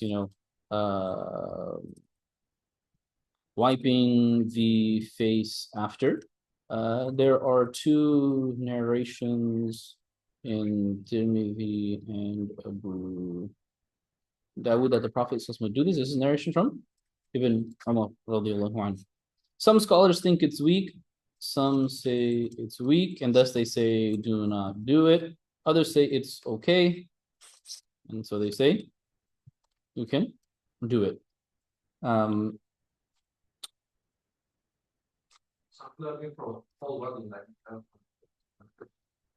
Yeah, so the Prophet when the Prophet sallallahu alaihi wasallam would recite the adhkar before sleep, so he would rub his entire body, meaning before he would blow into his hands three times, and then rub his entire body, meaning he'd say Qul huwallahu ahad, Qul a'udhu bi rabbil falaq, Qul a'udhu bi rabbin nas, and then blow into his hands three times. Either most likely he did it before, so go Qul huwallahu ahad, Qul a'udhu bi rabbil falaq, Qul a'udhu bi rabbin nas, and then full body wipe, right? And so you would just recite it once or recite it? He would do that three times. That's why I did three times. So blow three times, 3 surahs once, full rub. Blow three times, 3 surahs once, 3 times. And so they just say the Prophet did it at other times, so you can do it here. Also, when the Prophet sallallahu alaihi wasallam when he made dua for blessings for Osama ibn Zayd, who was the leader of one of the armies that was going out while the Prophet was in his final sickness in the last, week of his life. He brought him and he made dua, and then he basically poured it on top of him. You can imagine something like that. If it's any evidence, every time, Shaykh Akram Nadwi, he also wipes his hands over his face. But also, please, if you're gonna do it, properly. It's just sometimes you see. Maybe you just apply moisturizing cream on your forehead. How are you gonna do it? Do it properly. Do it right. Okay, dua after salah. The Prophet sallallahu alaihi wasallam would make dua after salah. Actually, we know a lot of the things that he would say after salah. Astaghfirullah, astaghfirullah, astaghfirullah. Allahumma anta as-salam wa minka as-salam. Tabarak ya dhal jalali wal ikram. Allahumma a'inni ala dhikrika wa shukrika wa husni ibadatik. Allahumma la mani'a lima a'tayt wa la mu'tiya lima mana'at wa la yanfa'u dhal jaddi minka al-jadd. I would say if you come to IOK for Dhuhr one day and you'll come for a week and you'll have it memorized Arabic and English. Although they don't say Allahumma la mani'a lima a'tayt, which is fine. So no doubt the Prophet ﷺ would do that. He ﷺ would not make it communally.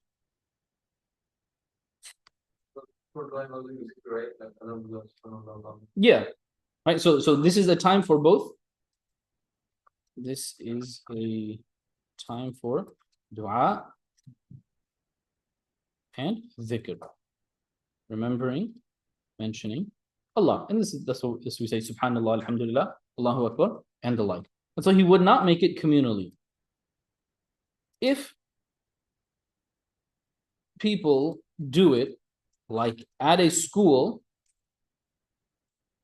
to teach, that's fine. If there's some reason or instance, like somebody passed away, somebody's in the hospital, then that's also fine. The issue becomes if it's done habitually thinking that it is a sunnah, that becomes a problem. But if it's every once in a while, that's fine. If it's done every once in a while just to remind and teach, again, that's fine. No, but it shouldn't be done as I'm doing this as a sunnah. That is what a bid'ah, an innovation is. when a practice that is not sunnah is considered sunnah and is done like it's sunnah. Yeah. What about people making dua at the end of the khutbah for Jumu'ah, and then people collectively putting their hands up as well? So the Prophet would make dua in that second khutbah. And the sunnah, it's up there somewhere. The sunnah for that is to not, for the imam that shouldn't do this. The imam should do this, right? What the congregants should do, be it raise their hands or not, or say Ameen aloud or not, is a difference of opinion. Whether you want to prioritize making the dua part or listening to the khatib part. So both are valid. So if you see somebody who's just like sitting like this while the dua is being made, assuming they're awake, that's fine. See somebody like this, Ameen, Ameen, Ameen, that's also fine. It's just a difference of prioritizing. Am I focusing on the dua, or am I focusing on the khutbah is proceeding, the imam is speaking, so I need to zip and listen. And so, like, saying Ameen is not going to violate the like not being allowed to speak during the khutbah. Yeah, according to those scholars who say Ameen, that's fine. Out of precaution, some scholars will say your focus is to listen, so listen. Yeah.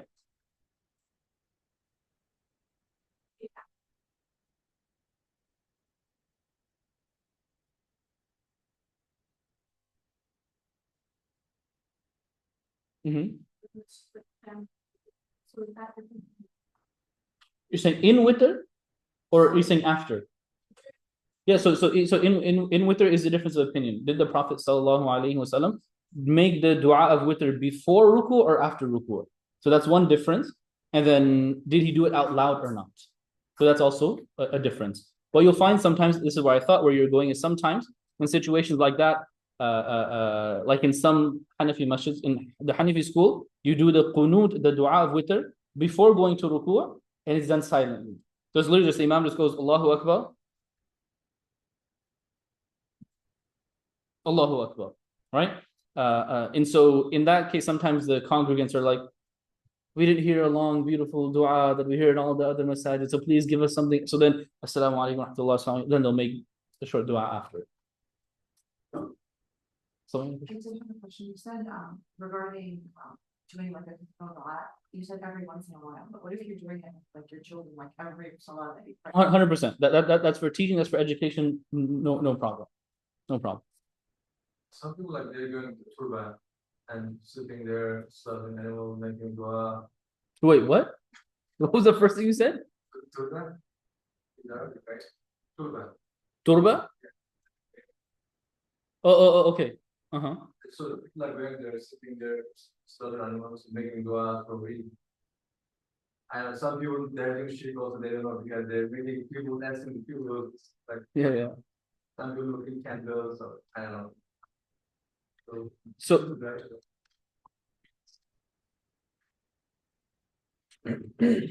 Sorry, I don't know why I'm laughing so much. At graveyards, we say salam at the graveyards, meaning we greet the people that are there, and we make dua for people that are there. We make dua to Allah for the people in the graveyard.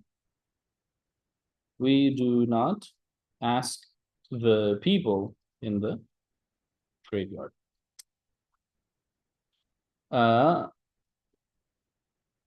they're going to these scholars and graveyards. So going there to make dua, there's nothing wrong with that. Actually, the Prophet ﷺ would regularly do that. He would regularly go to Baqi' and go there and make dua, sometimes for a very long time. So there's nothing wrong with that. The problem is when it becomes like you start worshipping there. Even if you're not worshipping a grave, which is no doubt shirk, but it's like, why do you need to pray there? Why do you need to slaughter an animal there? Why do you need to go and like, do stuff there? But yeah, a graveyard is not a place of increased acceptance. Perhaps if there are really pious people, then there could be some benefits, but that it shouldn't be turned into a specific thing. that make sense? Like nobody should be like, oh man, like IOK, great. I'm gonna come to IOK to make dua. So IOK, I'm gonna come here and pray and be in seminar and then make dua. That's fine. Like no. IOC, no. Sabirin, no. Wallet, no. I'm gonna come to IOK is where my dua is more accepted. Because as opposed, so we talked the difference between where did I write it? Considering it's as opposed to, listen, I don't know what happens. When I'm at IOK, I just pray better and then my dua gets answered. So I'm gonna come to IOK. See how that's different? I think I want to come here, as opposed to sometimes people make it like this place is like divinely been made special. But we don't know that. We don't know that. That makes sense? Yeah, You just wanted to tell me what people do. Yeah, okay. Muhammad, you have a question? No, Abdurrahman, sorry. No, you're good? Anything else? Yeah. What was your name? Did you come like last Thursday or something, or last Tuesday? No, today. Today's your first day, right? There's somebody else who recently had their first day, and I'm just like, oh, it was your first day, but I didn't. Okay, yeah, sorry, continue. Yara? Okay. In terms of, like, is there a specific order for certain things? And then also in terms of making that for someone else, that should you keep that the last thing? Good question. We talked about first is, praise, thank Allah, and then the Prophet sallallahu alaihi wasallam, salah on him, and then forgiveness. Everything after that is your importance, right? If your friend is dying and you want a job, well, maybe for that week that your friend may be dying, you're going to prioritize your friend before prioritizing your own job, right? But generally, like, then you want to get a job and your friend wants to get a job, right? Then Allah, I'm more worried about my own job than my friend's job right now, right? So your own importance, your own priority level. And that also goes into we kind of talked about it before, but you should have your own like vested interest in your dua. Like, Allah, I want this to be answered. Like, Allah, I want you to answer this, right? We talked about this about don't go randomly asking other people. It's fine, but don't ask them to make dua for you when you don't make dua for yourself, right? At the end of the day, because you can cry for your needs better than anyone else, right? Like, somebody wants to have a child. Listen, like, you could be my best student. Can I ask Allah for you to have a child more than you can? No, I cannot. Like, you want to get married? I say, oh Allah, bless him with a pious, righteous spouse. You're going to be there 20 minutes. Oh Allah, please, for the love of God, help me get married, right? Right? Or, you're like my uncle that lives in, some other country that I've never met. They're passing away. I say, Allah forgive them. May Allah grant them Jannah. I've never met them. I'm not trying to belittle the relationship, but I'm not going to cry over them. You are. So you do that and you put yourself in that situation. Siraj? I don't know if you mentioned this and maybe I didn't hear, but I've heard some people say that because when you're in sujood, you're closest to Allah, that's when you should make dua. But then I heard another sheikh say that there's no basis for that. It's at the end of salah, like before you say your salams. I don't know if you touched on that yet. Yeah, it's an interesting discussion. I don't really know. Yes, no doubt that you are the closest to Allah when you're in sajda, but we don't have the Prophet. We don't know of the Prophet ﷺ making we don't have a lot said about him making dua in ruku and sajda. All we really know is after إِذَا جَاءَ نَصْرُ اللَّهِ وَالْفَتْحُ was revealed, he would start to say,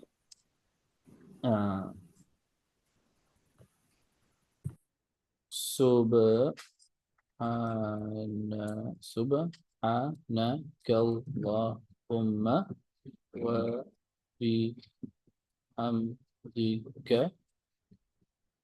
اللهم اغفر لي